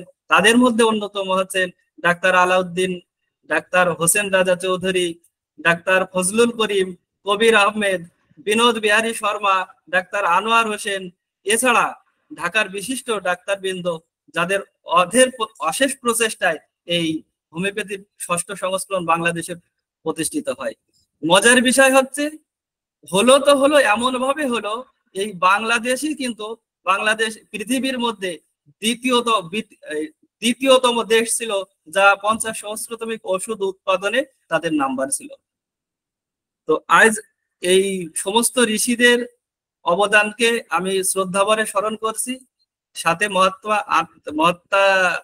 মহাত্মার আত্মার প্রতি আরেকবার শান্তি কামনা করছি এবং আমাদের ইনস্টিটিউশনের সাথে যুক্ত হয়ে যারা আমাদের সমৃদ্ধি করেছেন তাদের সবাইকে আর একবার আন্তরিকভাবে ধন্যবাদ এবং মোবারকবাদ জানিয়ে আমি আজকের মতো এখানেই বলা শেষ করছি। সবাইকে আর একবার শুভরাত্রি এবং প্রণাম। ধন্যবাদ। সুনীলদা চমৎকার বলেছেন, তবে আমার মনে হয় যে একটা নাম যোগ করা দরকার, ডাক্তার হরিমোহন চৌধুরী। উনি বাংলার সন্তান এবং চিটাগাঙে উনি চর্চা করতেন স্যার, এবং হরিমোহন চৌধুরী স্যারই এই হোমিওপ্যাথির প্রথম সংস্করণ, এটা আমি এড়িয়ে গিয়েছি যে কোনো ভাবে, সরি, এটা আপনি সংযোজন। হরিমোহন চৌধুরী স্যারকে অস্বীকার করার কোনো সুযোগ নেই, তাকে অবশ্যই শ্রদ্ধার সাথে দেখতে হবে, কেন তিনি আমাদের ৬ষ্ঠ সংস্করণকে আমাদেরকে বোঝার জন্য এবং ওষুধ আমাদের সামনে উপহার দেওয়ার ক্ষেত্রে স্যার, এবং কসমোপলিটান যে প্রতিষ্ঠানটা, এই প্রতিষ্ঠানের মালিকও উনি ছিলেন। হ্যাঁ, এর মালিকই ছিলেন তিনি। এখন যে আমরা ইন্ডিয়া থেকে এই যে ওষুধ নিয়ে আসি সেটা কিন্তু ওনারই ছেলে, ডাক্তার কে স্যার, এটা হ্যানিম্যান ফার্মেসি না, ওটা হোমিও ইন্টারন্যাশনাল। হোমিও ইন্টারন্যাশনাল ওনার ছেলেই উনি পরিচালনা করেন, শ্রীকান্ত চৌধুরী। শ্রীকান্ত স্যার, হ্যাঁ শ্রীকান্ত স্যার ওইটাই পরিচালনা করেন। তো যাই হোক, ওনার উত্তরসূরি এখন আমাদের মাঝে আছেন এবং তাদের সাথে আমরা একাত্মতা প্রকাশ করে সেই হ্যানিম্যানের মতকে প্রচার প্রসার করার সুযোগ পেয়েছি বলে আমি আরেকবার সবাইকে ধন্যবাদ জানাচ্ছি। তো ধন্যবাদ সুনীলদা আপনার চমৎকার মানে প্রেজেন্টেশনের জন্য। তো আমরা আসলে আলোচনার শেষ পর্যায়ে চলে এসেছি। আমাদের বিজ্ঞ মডারেটরগণ অনেক চমৎকার কথা বলেছেন। তো আসলে এই শুভ দিনে আমারও কিছু কথা বলার ইচ্ছে আছে। আমার কথা বলার পরে আমাদের চেয়ারম্যান মহোদয় কথা বলবেন। প্রথমে আমি একটা ইনফরমেশন আপনাদের দিয়ে রাখি, সেটা হচ্ছে যে ক্যালেন্ডারের হিসেবে শ্রদ্ধেয় স্যার ক্রিশ্চিয়ান স্যামুয়েল হ্যানিম্যান তিনি আমার 6 দিনের ছোট। ক্যালেন্ডারের হিসেবে তিনি আমার 6 দিনের ছোট, কিন্তু পৃথিবীতে আগমনের যদি হিসাব করেন তিনি আমার থেকে 213 বছরের বড়। তো তারপরেও আমি স্যারের প্রতি শ্রদ্ধা রাখি, সম্মান রেখে আমি কয়েকটা কথা বলতে চাই। যেহেতু আমাদের বিজ্ঞ আলোচকরা কিছু কিছু আলোচনা রেখে গেছেন যার ভিতরে কিছু কিছু ইঙ্গিত রয়েছে, সেই ইঙ্গিতের সমাধান আসলে দেয়া দরকার। যেমন আমাদের গোপেশ চমৎকার প্রেজেন্টেশনের মধ্যে সে বলছেন আমাদের স্যার হ্যানিম্যান জেনেটিক্স জানতেন, বুঝতেন। আমি এক কথা বাড়িয়ে বলতে চাই, আমাদের শ্রদ্ধেয় গ্রেগর মেন্ডেল এর প্রতি সম্পূর্ণ শ্রদ্ধা রেখে আমি বলতে চাই যে আপনার জেনেটিক্স যে মানুষের রোগ নিরাময়ে এবং রোগ বিস্তারে গুরুত্বপূর্ণ অবদান রাখতে পারে, চিকিৎসক সমাজের মধ্যে প্রথম যে ব্যক্তিটি এটা বুঝেছেন তিনি হচ্ছেন স্যার হ্যানিম্যান। তিনি হচ্ছেন স্যার হ্যানিম্যান, যিনি বুঝেছেন যে জেনেটিক্স মানুষের রোগ বিস্তারে এবং রোগ নিরাময়ে অত্যন্ত গুরুত্বপূর্ণ অবদান রাখেন। সে কারণেই তিনি অর্গাননের ফার্স্ট অ্যাপোলজমেই বলেছেন যে সিকের চিকিৎসা করতে হয়। যখন শুধু সিকের চিকিৎসার কথা বলা হয় তখন আমরা তো সিক মানে অসুস্থ, অসুস্থ মানে রোগগ্রস্ত একটা কমন ধারণা করতে পারি। কিন্তু যখন শ্রদ্ধা স্যার স্যামুয়েল হ্যানিম্যান বললেন দেয়ার আর নো ডিজিজ বাট সিক পিপুল, তখন কিন্তু চিকিৎসক সমাজের মাথা গোলায় গেল। যারে রোগ নেই কিন্তু মানুষটা অসুস্থ, রোগ নেই মানুষটা অসুস্থ, জানতে হবে কোথায়। এ জানার জন্য তিনি অ্যাপোলজম 5-এ তিনি বললেন যে মায়াজম হচ্ছে মূল কারণ। এই সিক হওয়ার বা পরবর্তীতে রোগগ্রস্ত হওয়ার মায়াজম হচ্ছে মূল কারণ। এই মায়াজমকে ইন্ডিকেট করতে আমাদের কি অনুসন্ধান করতে হবে? আমাদের অনুসন্ধান করতে হবে রোগীর শারীরিক গঠন কেমন, আমাদের অনুসন্ধান করতে হবে রোগীর নৈতিক ও বুদ্ধিগত চরিত্র কেমন। অ্যাপোলজম 5 আরো বলা হচ্ছে যে সে কি জীবনযাপন পদ্ধতি তার কেমন, জীবনযাপন পদ্ধতিটা তার কেমন, তার অভ্যাসটা কিসের, কি ধরনের অভ্যাস নিয়ে তিনি অভ্যস্ত, এবং তার সামাজিক এবং পারিবারিক সম্বন্ধটা কেমন ভাবে তিনি নিয়ন্ত্রণ করেন বা পরিচালনা করেন, কিভাবে সে থাকতে পছন্দ করেন। এটা কিসে ইঙ্গিত করে? এইটা ইঙ্গিত করে যখন শারীরিক গঠনের কথা আসেন তখন আসে কি আমরা মডার্ন সায়েন্স বলছে এটা ফেনোটাইপ। আচ্ছা, যার ফেনোটাইপ আছে তার জেনোটাইপ আছে, জেনোটাইপ না থাকলে ফেনোটাইপ হয় না। আবার আমাদের যে নৈতিক বুদ্ধিগত চরিত্র, অভ্যাস, আমাদের সোশ্যাল এবং ফ্যামিলি রিলেশনশিপ আমরা কিভাবে নিয়ন্ত্রণ করব কি করব না, এই যে আমার যে স্বভাব চরিত্র, এইটাও কোথা থেকে আসে? এটাও আসে জেনেটিক্স থেকে। তাহলে উনি যখন বললেন দেয়ার আর নো ডিজিজ বাট সিক পিপুল, ওই সিক পিপুলকে বোঝার জন্য তিনি মায়াজমকে বললেন মূল কারণ, এবং মায়াজমের বোঝার জন্য এই বিষয়গুলো জানতে হবে। আজকে উনি যেটাকে মায়াজম বলতেন সেটাই মূলত কিন্তু জেনেটিক্স। উনি যাকে মায়াজম হিসেবে চিহ্নিত করেছেন সেটাই মূলত জেনেটিক্স। এবার আসেন অ্যাপোলজম 6-এ উনি বলতেছেন যে আমরা এই যে আমাদের ক্লাসিক হোমিওপ্যাথ বলি, ভাই আপনি কি করেন? আমি ক্লাসিক হোমিওপ্যাথ করি। আপনি কি করেন? আমি ক্লাসিক হোমিওপ্যাথ করি। খুব গর্ব করে আনন্দের সাথে বুক ফুলায় বলে আমি ক্লাসিক হোমিওপ্যাথ করি। তো উনি আবার কি বলছেন যে আমি লক্ষণ ভিত্তিক চিকিৎসা করি। লক্ষণ ভিত্তিক চিকিৎসা মানেই হোমিওপ্যাথিক চিকিৎসা, আমি সেই চিকিৎসা করি। লক্ষণ মানে কি? যে ওনার ওই অসুখ বিসুখটা কখন বাড়ে কখন কমে এগুলো আমি জানি, এবং ওটা দেখতে লাল না ফ্যাকাশে, ওইটা ফুলে উঠেছে না কম আছে, চোখের পাতা উপরের পাতা ফুলেছে না নিচের পাতা ফুলেছে, এই লক্ষণগুলো আমি দেখি। কিন্তু মজার ব্যাপার স্যার হ্যানিম্যান কি বলেছেন? উনি বলেছেন অ্যাপোলজম 6-এ লক্ষণ সমষ্টি থেকে রোগের প্রকৃতি উপলব্ধি করা যায়। লক্ষণ সমষ্টি থেকে রোগের ওষুধ বের করা যায়, ওটা উনি কিন্তু বলেননি। উনি বলেছেন লক্ষণ সমষ্টি থেকে রোগের প্রকৃতি বোঝা যায়, যে এই মানুষটা কতটা আক্রান্ত অবস্থায় আছে এইটা বোঝার জন্য লক্ষণ সমষ্টি জানা আমাদের একজন হোমিওপ্যাথিক চিকিৎসকের প্রয়োজন। আরেকটা প্রয়োজন কি লক্ষণ সমষ্টি জানার? সেটা হচ্ছে অ্যাপোলজম 7-এ তিনি বলতেছেন লক্ষণ সমষ্টি অনুসন্ধানের মূল উদ্দেশ্য মায়াজম সম্বন্ধে বা মায়াজমের অস্তিত্ব সম্বন্ধে ধারণা লাভ করা। তাহলে লক্ষণ সমষ্টি দেখার মূল উদ্দেশ্য কি? অনুসন্ধানের মূল উদ্দেশ্য দুইটা, একটা পাইলাম আগে, একটা পাইলাম কি যে তার প্রকৃতিটা কি, সে কতটা আক্রান্ত, কতটা কষ্টে তিনি আছেন সেটা বোঝার জন্য আমার লক্ষণ সমষ্টি জানতে হবে। কিন্তু মূল উদ্দেশ্য কি? মূল উদ্দেশ্য হচ্ছে তার মায়াজম সম্পর্কে ধারণা লাভ করা। আবার ওই জেনেটিক্স, তার মানে সেই জেনেটিক্স এর কাছেই আপনাকে যেতে হবে। অ্যাপোরিজম এইটা কি বলতেছেন, এই জায়গাটা নিয়ে কিন্তু আপনার আমাদের প্রচলিত যারা নিজেরা গর্ব করে নিজেদেরকে ক্লাসিক হোমিওপ্যাথ বলে দাবি করেন, তারা এই জায়গাটায় ভুল করেন। আমার ক্ষুদ্র জ্ঞানে বলে এই জায়গাটায় ভুল হয়ে যায়। সেটা হচ্ছে অ্যাপোরিজম এইটাই বলতেছেন লক্ষণ সমষ্টি দূর না হলে স্বাস্থ্য পুনরুদ্ধার করা সম্ভব নয়। অর্থাৎ তারা মনে করতেছেন যে প্যাথোলজি দূর না করলে আসলে আপনার ভালো হলো না, সুস্থ হলো না।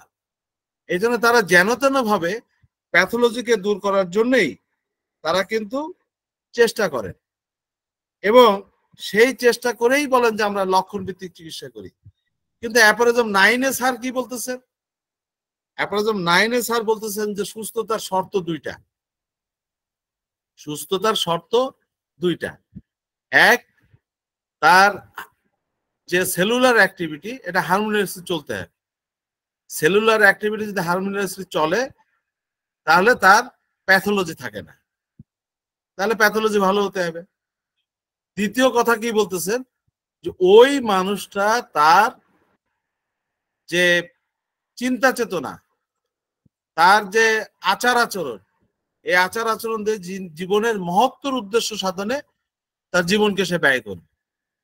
অর্থাৎ সে অসৎ কর্মে কখনোই করতে পারে না। সে নিজের সমস্ত কার্যক্রমগুলোই তার মহত্বের জীবনের যে মহত্তর উদ্দেশ্য, অর্থাৎ রিজন গিফটেড মাইন্ড তার ভিতরে তৈরি হবে। আপনি যেন তেন ভাবে প্যাথোলজি দূর করে দিলেন, রিজন গিফটেড মাইন্ড তৈরি হলো না, তাহলে কি লক্ষণ সমষ্টির চিকিৎসা হলো? হলো না। এখন সে কারণে লক্ষণ সমষ্টি বোঝার জন্য অ্যাপোরিজম 6 এবং অ্যাপোরিজম 7 এই দুইটা পাশাপাশি রেখে বুঝতে হবে, না হলে আমরা লক্ষণ সমষ্টি বুঝতে পারবো না। লক্ষণ সমষ্টি বোঝার মূল উদ্দেশ্য মূলত মায়াজমকে চিহ্নিত করে। এটা কে বলেছেন? স্যার হ্যানিম্যান অর্গাননে নিজে বলেছেন। অর্গাননের 81 একদম সুস্পষ্ট ভাবে বলেছেন যে আমাদের যে রোগবালাই এটা বংশ থেকে বংশ গতিতে, বংশ পরম্পরায় এটা প্রবাহিত হয়। জেনেটিক্স মানে তো বংশগতি, জেনেটিক্স মানেই হচ্ছে বংশগতি। তো উনি বংশগতিতেও দাঁড়ালো যে বংশ অ্যাপোরিজম 81-এ বলতেছেন যে বংশ পরম্পরায় এটা প্রবাহিত হয়। তার মানে কি বংশ পরম্পরার ভাবে কিভাবে প্রবাহিত হয়? জেনেটিক্স এর মাধ্যমে তো প্রবাহিত হয়। তার ভিতরে ক্রোমোজোম হবে, ক্রোমোজোমের মধ্যে আমার যে জিনোম থাকবে, সেই জিনোমে ডিএনএ থাকবে, ডিএনএ এর ভিতরে লোকেশন থাকবে, লোকেশনের ভিতরে জিন থাকবে, সেই জিন ক্রোমোজোমের যে বিভাজন পিতৃকুল এবং মাতৃকুলের থেকে সেইভাবে আস্তে আস্তে বিকশিত হবে। তাহলে জেনেটিক্স নিয়ে তো অ্যাপোরিজম 81-এ সুস্পষ্টভাবে স্যার হ্যানিম্যান জেনেটিক্স এর কথা বলেছেন।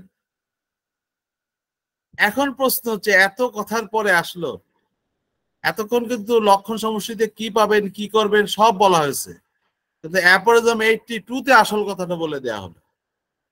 82-তে বলা হলো যে ওই ব্যক্তির স্বভাব চরিত্র, ওই ব্যক্তির আচার আচরণ, ওই ব্যক্তির জীবনাচার,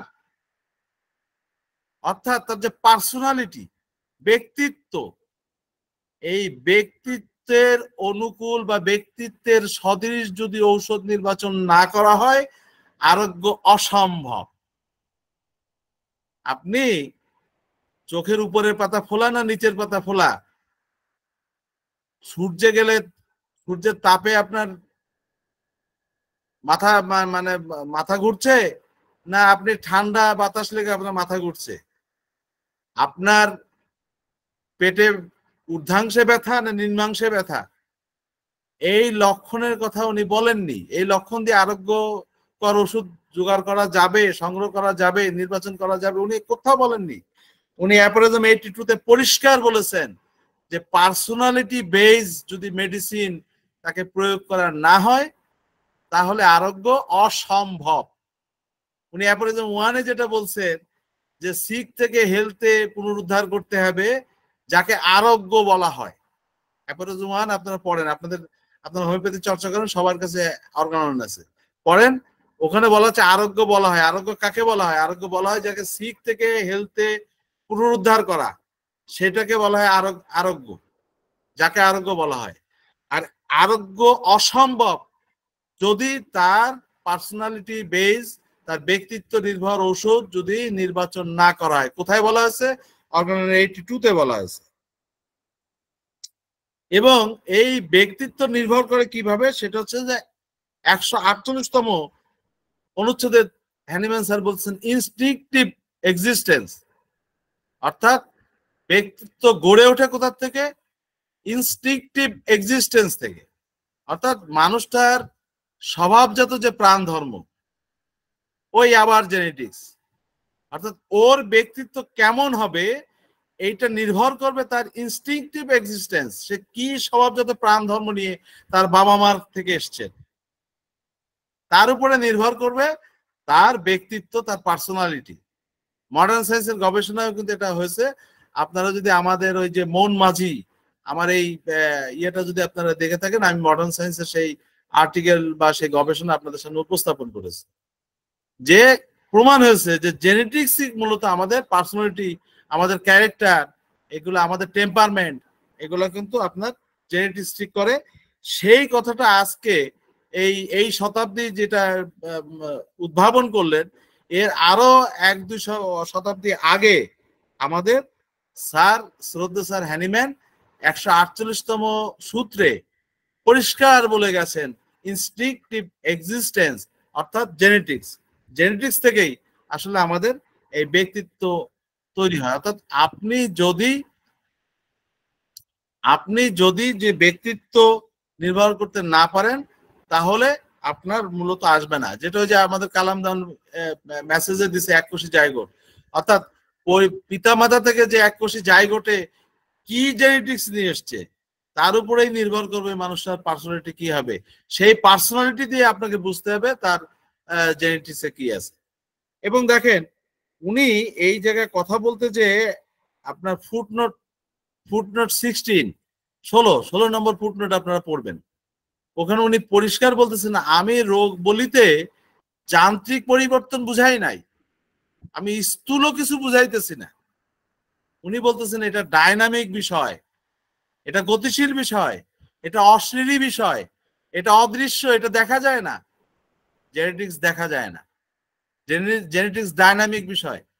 জেনেটিক্স আপনার স্থূল বিষয় নয়, যেটা ফুটনোট 16-এ, অর্গাননের ফুটনোট 16-এ স্যার হ্যানিম্যান পরিষ্কার এটা বলেছেন। এখন প্রশ্ন হচ্ছে, চিকিৎসা যেটা করছেন, যারা আপনার ওষুধের লক্ষণ ভিত্তিক চিকিৎসা করছেন, অর্থাৎ প্রুভিং যখন হয়েছিল, আমাদের ওষুধ যখন প্রুভিং হয়েছে, প্রুভিং এ যা পাইছে সেটা তো প্যাথোলজিক্যাল ইন্ডিকেশনই পাইছে।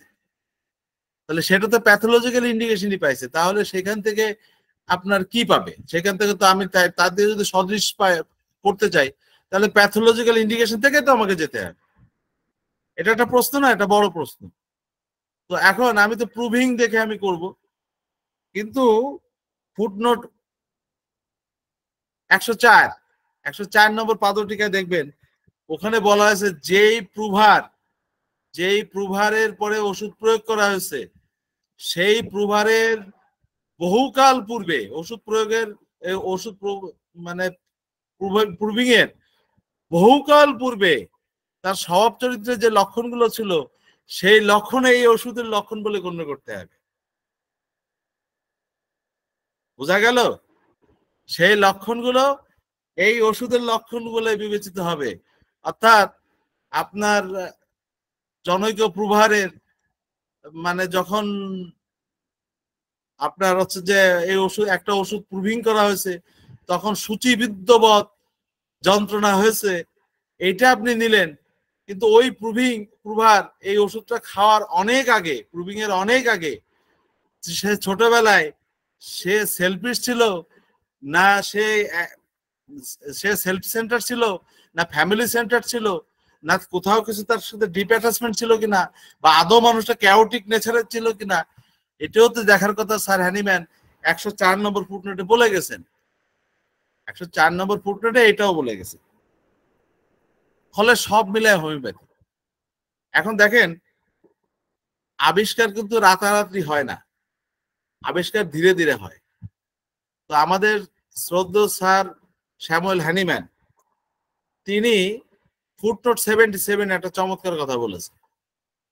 ফুটনোট 77-এ একটা চমৎকার কথা বলেছেন যে আমি আমার প্রথম জীবনে যে হোমিওপ্যাথি আবিষ্কার করেছি সেইটি চর্চা করে অনেকেই খুব আনন্দিত, তার যে সফলতা থেকে অনেকেই খুব আনন্দিত, আমার শিষ্যরা খুব আনন্দিত। কিন্তু আমি এই ক্রনিক ডিজিজের যে নেচার অফ ক্রনিক ডিজিজেস যে বই, এই বইটা রচনাকাল থেকে অদ্যাবধি যে গবেষণা করে নতুন আরেকটা যে আবিষ্কার আমি করেছি এবং নতুন যে হোমিওপ্যাথি আনছি, এইটা যদি চর্চা করে আমাদের শিষ্যরা আরো বেশি পুলকিত হবে, আরো বেশি খুশি হবে এর সফলতা দেখে। অর্থাৎ উনি ফুটনোট 77-এ পরিষ্কার বলে গেলেন হোমিওপ্যাথি দুই রকমের। আর হ্যানিম্যানই কিন্তু ফুটনোট 77-এ বলে গেলেন হোমিওপ্যাথি দুই রকমের। একরকম হচ্ছে মায়াজম আবিষ্কারের আগে, যেখানে শুধুমাত্র ওষুধের যে প্রুভিং এর কারণে যে প্যাথোজেনিক লক্ষণ পাওয়া যেত সেই লক্ষণ সদৃশ ট্রিটমেন্ট করে যে চিকিৎসা, সেই একটা পদ্ধতি। আর একটা পদ্ধতি হচ্ছে মায়াজমের মূল কারণের চিকিৎসার যে পদ্ধতি, মূল কারণের চিকিৎসা করার জন্য তিনি মায়াজমকে বোঝার কথা বলেছেন। মায়াজম বুঝতে গেলে আমাদের হচ্ছে যে স্যার হ্যানিম্যানের যে ইনস্টিংক্টিভ এক্সিস্টেন্স, সবজাত প্রাণ ধর্ম, যেটা আসাদুদ্দিন স্যার বললেন, এটা আমাদের আসলে প্রাণে গেঁথে রাখা দরকার। এটা আমাদেরকে জানতে হবে। এখানে আমাদের বলা হয় যে আমাদের 6 ট্রু ডিজিজেস, 6টা। এই যে 6টা যে ট্রু ডিজিজ, এরও কিন্তু প্রমাণ স্যার হ্যানিম্যান নিজেই দিয়ে গেছে। সেটা হচ্ছে 104 নম্বর অ্যাপোরিজম। 104 নম্বর অ্যাপোরিজমে স্যার হ্যানিম্যান বলতেছেন যে আমাদের 6টা উৎস থেকে এগুলো আসছে। 204 উনি 204 নম্বর অ্যাপোরিজমে উনি বলতেছেন আমাদের 6টা উৎস থেকে আসছে। এর ভিতরে অ্যাপোরিজম 74-এ বলতেছেন যে মানুষ ওষুধ খাইতে খাইতে খাইতে আরেক রকমের রোগ তৈরি করে, আরেক রকমের চিররোগ তৈরি করে, এবং সেটা মৃত্যু অবধি সেই চিররোগ বয়ে নিয়ে বেড়ায়। নামকরণ করেননি আমাদের শ্রদ্ধেয় স্যার শ্যামল কুমার দাস, তিনি তার নামকরণ করেছেন, তার নাম দিয়েছেন পোস্ট ট্রমা সিনড্রোম।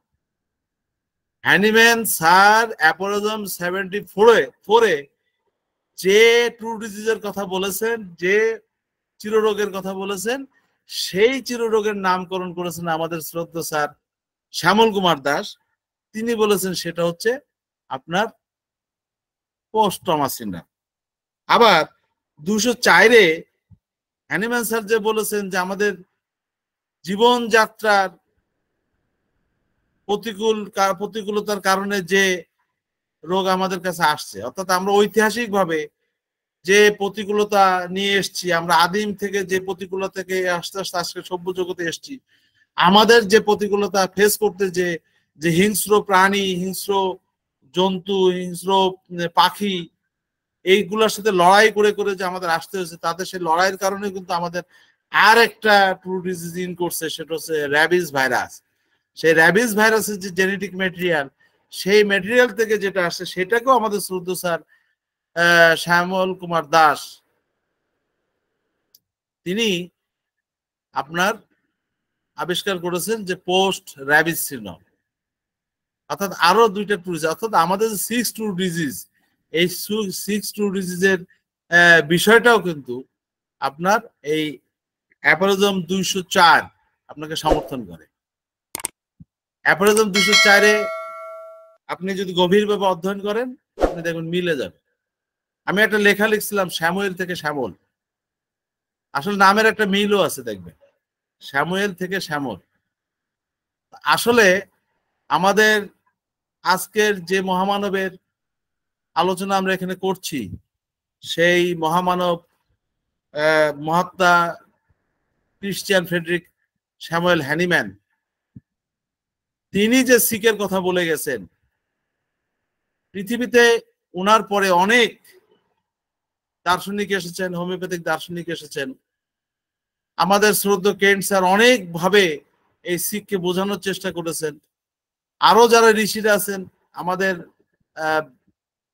বিশেষ করে আমাদের হচ্ছে যে আপনার এইচ রবার্ট স্যার অত্যন্ত চমৎকার ভাবে সেটা বলার চেষ্টা করছেন। অনেক বড় বড় ঋষিরা এই সিককে আমাদের সামনে বোঝানোর চেষ্টা করেছেন, কিন্তু আমাদের শ্রদ্ধেয় স্যার শ্যামল কুমার দাস যত সহজে এটা বোঝাতে সক্ষম হয়েছেন, আসলে অন্যরা কিন্তু দার্শনিক আলোচনা করে গেছেন, আমরা সহজে বুঝতে পারিনি। কিন্তু আমরা কৃতজ্ঞ শ্যামল স্যারের কাছে এই কারণে যে তিনি ওই দার্শনিকদের দার্শনিক কথার অত্যন্ত সহজ সরল উপস্থাপন আমাদের সামনে করেছেন। কবিগুরু রবীন্দ্রনাথ একটা কথা বলতেন যে সহজ কথা যায় না বলা সহজে। আসলে আবার সহজ কথা যায় না বোঝা সহজে, এটা আবার আমি বলি যে সহজ কথা যায় না বোঝা সহজে। তা আমার মতো যারা মূর্খ, যারা সহজ কথা সহজে বুঝতে পারেন না, এই মূর্খকে কিন্তু বুঝাতে সক্ষম হয়েছেন, এই শিখকে বুঝাতে সক্ষম হয়েছেন আমাদের শ্রদ্ধেয় স্যার শ্যামল কুমার দাস। সেই কারণে আজকে আমি আমাদের এই মহাত্মার শুভ জন্মদিনে আমি মহাত্মার প্রতি যেমন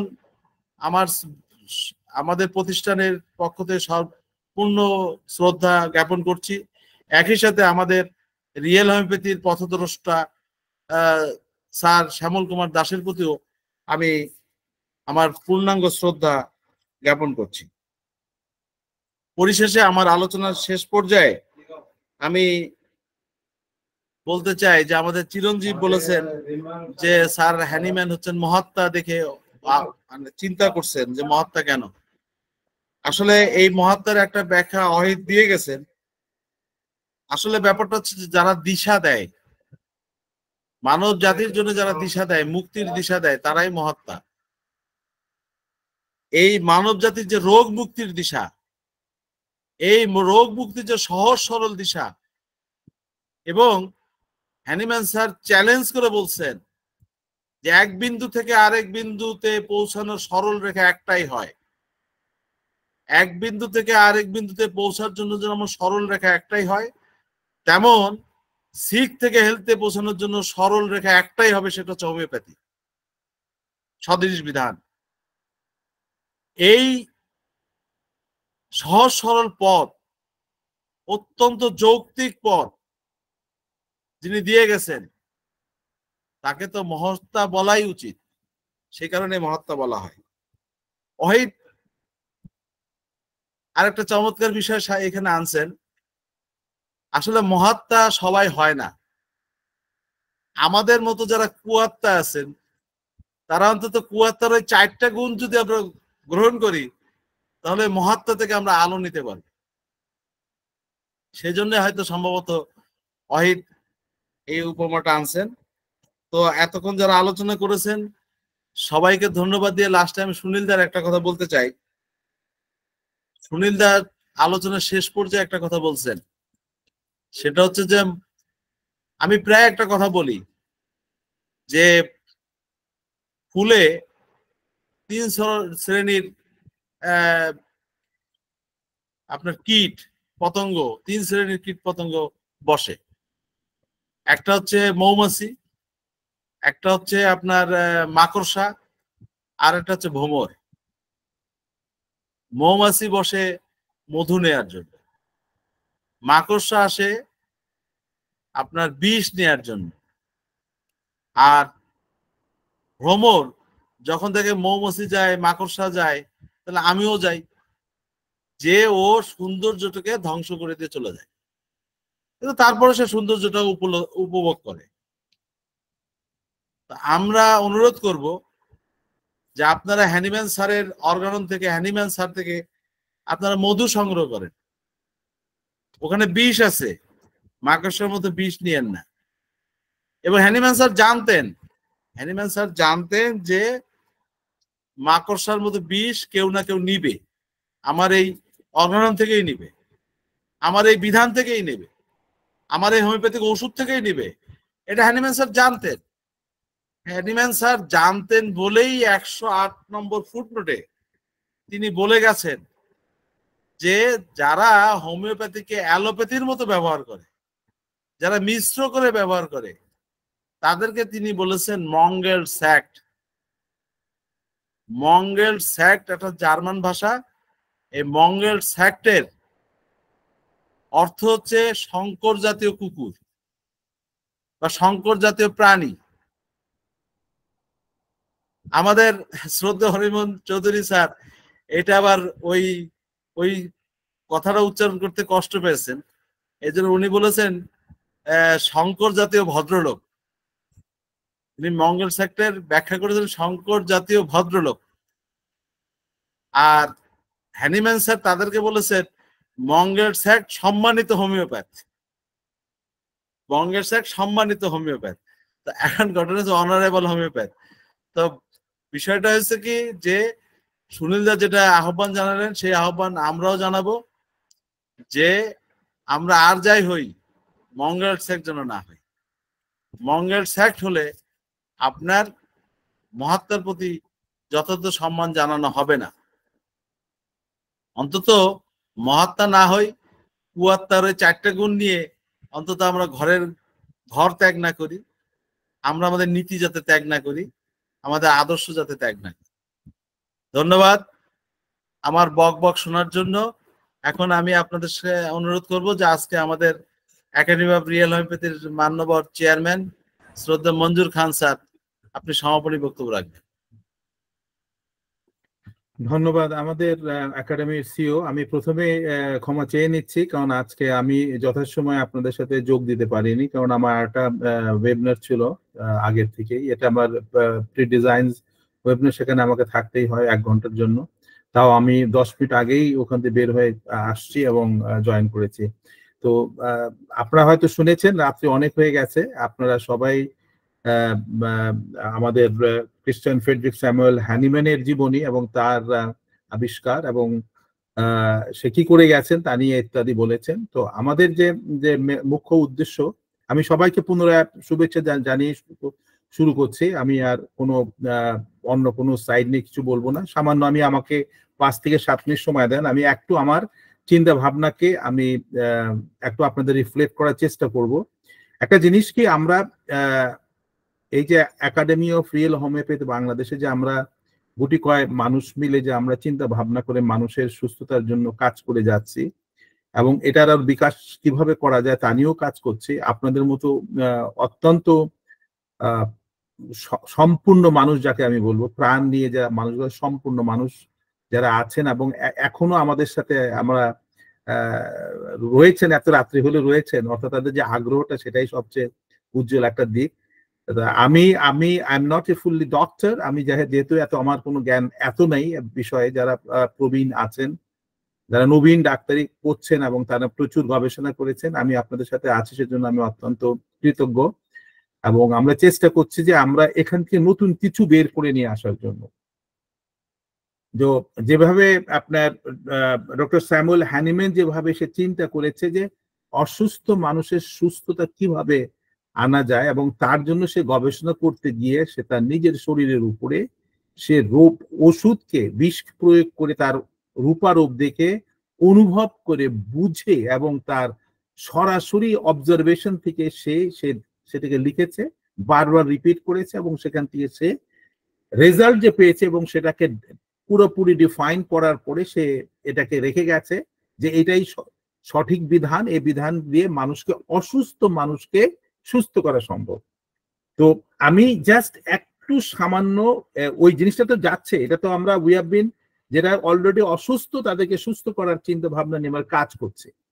তো আমি এখানে বসে থেকে নিয়ে আমি যতটুকু সম্ভব আমি চিন্তার চেতনা আমার মধ্যে যা আসছে তার কাছ থেকে আমি নিজেকে কিভাবে সংশোধন এখন করছি সেটার উপর আমি যেভাবে কাজ করছি, আমি আগামী প্রজন্মের জন্য যারা আসবে তাদের জন্য কি করা যেতে পারে সেই জন্যই চিন্তা ভাবনা আমার মধ্যে আছে এবং আমরা সবাই আপনারা মিলে আমরা কাজ করছি। তো আমি একটা ছোট্ট একটা স্লাইড আমি এখানে করেছি, আমি চেষ্টা করি যে এটা আপনাদেরকে দেখানোর জন্য। এটা শুরু করি। আমার মনে হয় আপনারা দেখতে পাচ্ছেন, অ্যাকচুয়ালি আমাদের 10 তারিখে 10ই এপ্রিল হচ্ছে ডক্টর স্যামুয়েল হ্যানিম্যানের জন্মদিন, এবং এটা এই দিনটা ওয়ার্ল্ড হোমিওপ্যাথি ডে হিসাবে পালন করা হয়। আর আমরা আসলে 10 তারিখে আমাদের যে করার কথা ছিল, যেহেতু আমাদের এখানে এই আমাদের 10 তারিখে আবুধাবিতে ঈদ ছিল এবং ঈদের আগের দিন বাংলাদেশ, সেই জন্যই আমরা এই অনুষ্ঠানটা ওই যথাসময়ে করতে পারিনি। কিন্তু আমাদের টিম যারা আছে তারা এটা করার জন্য আপ্রাণভাবে সে চিন্তা ভাবনা করেছে, এবং আজকে তারই রূপারোপ হিসাবে আমরা সেটাকে ওয়ার্ল্ড হোমিওপ্যাথি ডেকেই আমরা আপনাদের সামনে তুলে ধরছি। তো এখানে কথা হচ্ছে যে হ্যানিম্যান সম্বন্ধে আপনারা জেনেছেন, উনি কবে জন্মগ্রহণ করেছেন, কবে মারা গেছেন, তার স্ত্রীর নাম কি, তার সন্তানের নাম কি, তার পুরো নাম কি, এবং তার প্যারেন্টস কারা ছিলেন, সবকিছু আপনারা জেনেছেন। আমি সেটা পুনরায় সেটা আমি আর তুলে ধরছি না। এখানে ডক্টর স্যামুয়েল হ্যানিম্যানের একটা ছবি আমি দেখিয়েছি। আমি যে কথাটা বলার জন্য আমি এই স্লাইডটা দেখাচ্ছি, যে আমরা কিন্তু সিক টু হেলথের জন্যই কাজ করছি। আমরা মানুষ অসুস্থ যে হচ্ছে সেটার থেকে মানুষকে সুস্থতা দেওয়ার জন্য কাজ করছি।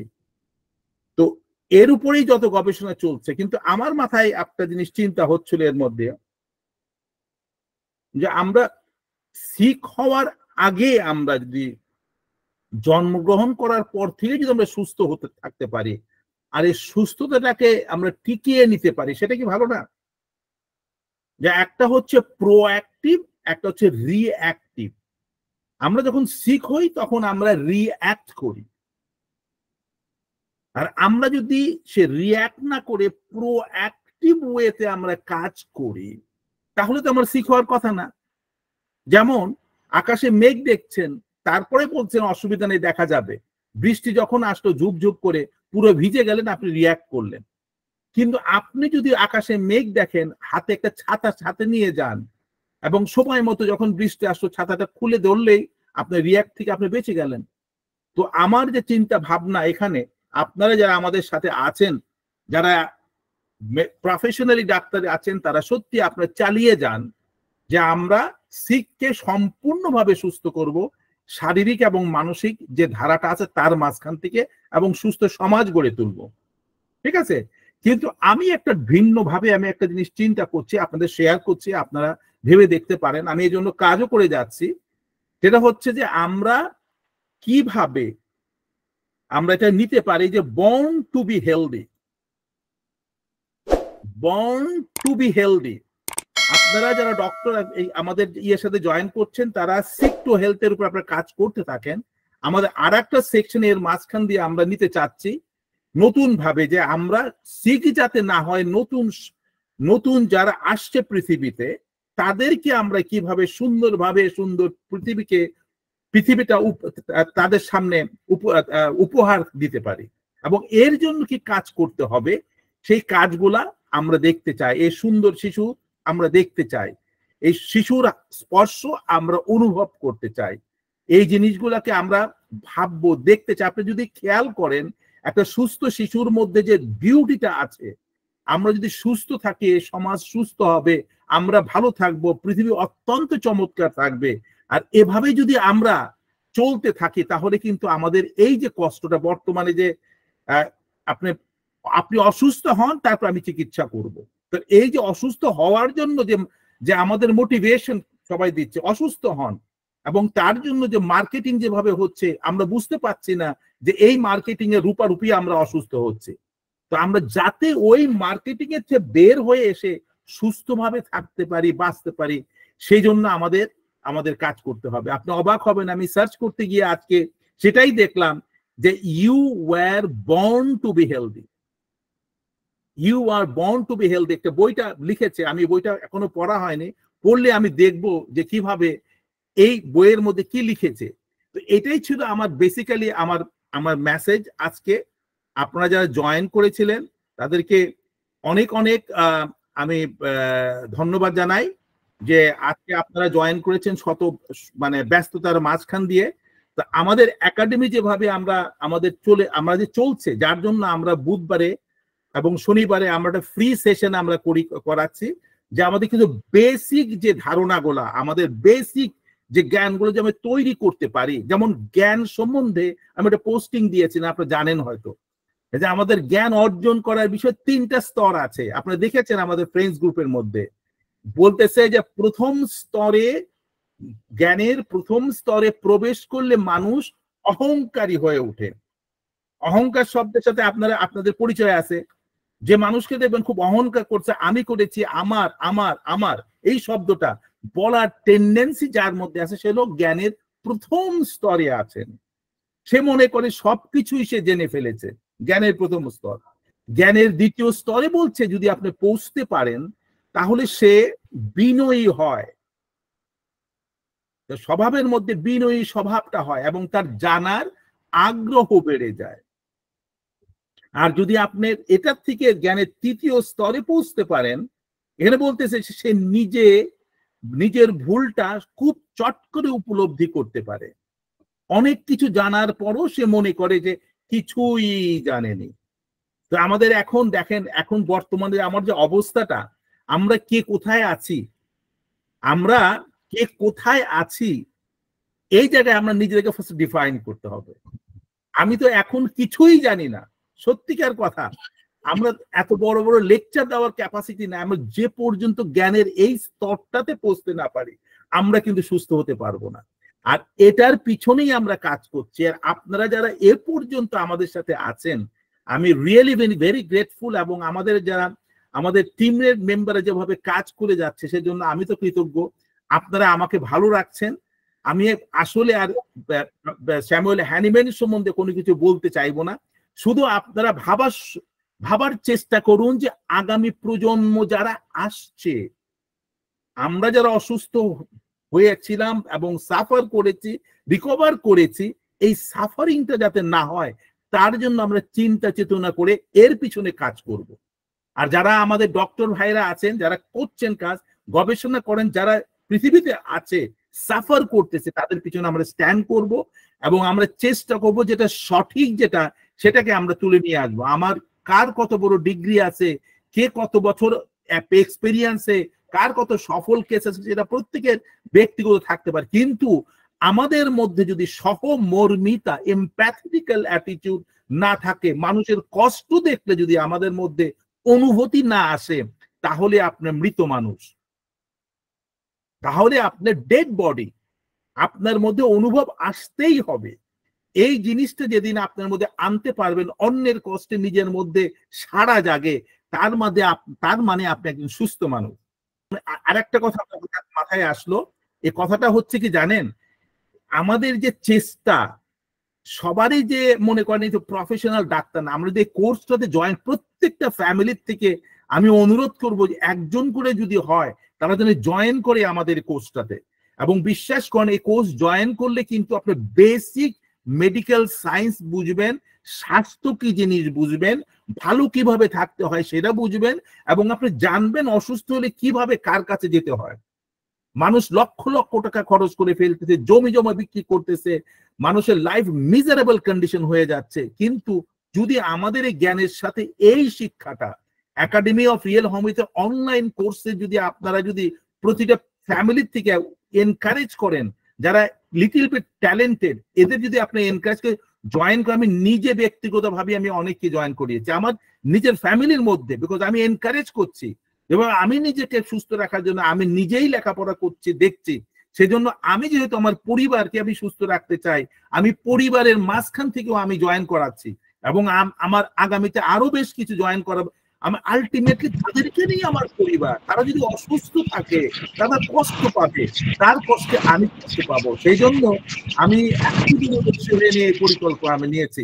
তো অনুরোধ করব, আপনারা যারা যেখানে আছেন, যে অবস্থায় আছেন, সত্যিকার অর্থে অত্যন্ত অল্প পয়সার মধ্যে এবং এত সহজ ভাষায়, এত স্বাভাবিকভাবে যে শিক্ষাটা দিচ্ছে, চিকিৎসার জন্য পয়সা একেবারে কম, সুস্থ থাকতে পারবেন। আমি অনুরোধ করব আপনাদেরকে, যারা আমাদের সাথে আছেন, ইনশাআল্লাহ আমরা সবাই মিলে এই দেশটা, এই পৃথিবীটাকে আমরা অত্যন্ত সুন্দরভাবে গড়ে তুলবো। আর এই বলে আমি আজকে আমার সামান্য কিছু বলার ছিল বলে শেষ করছি। ধন্যবাদ সবাই। ধন্যবাদ।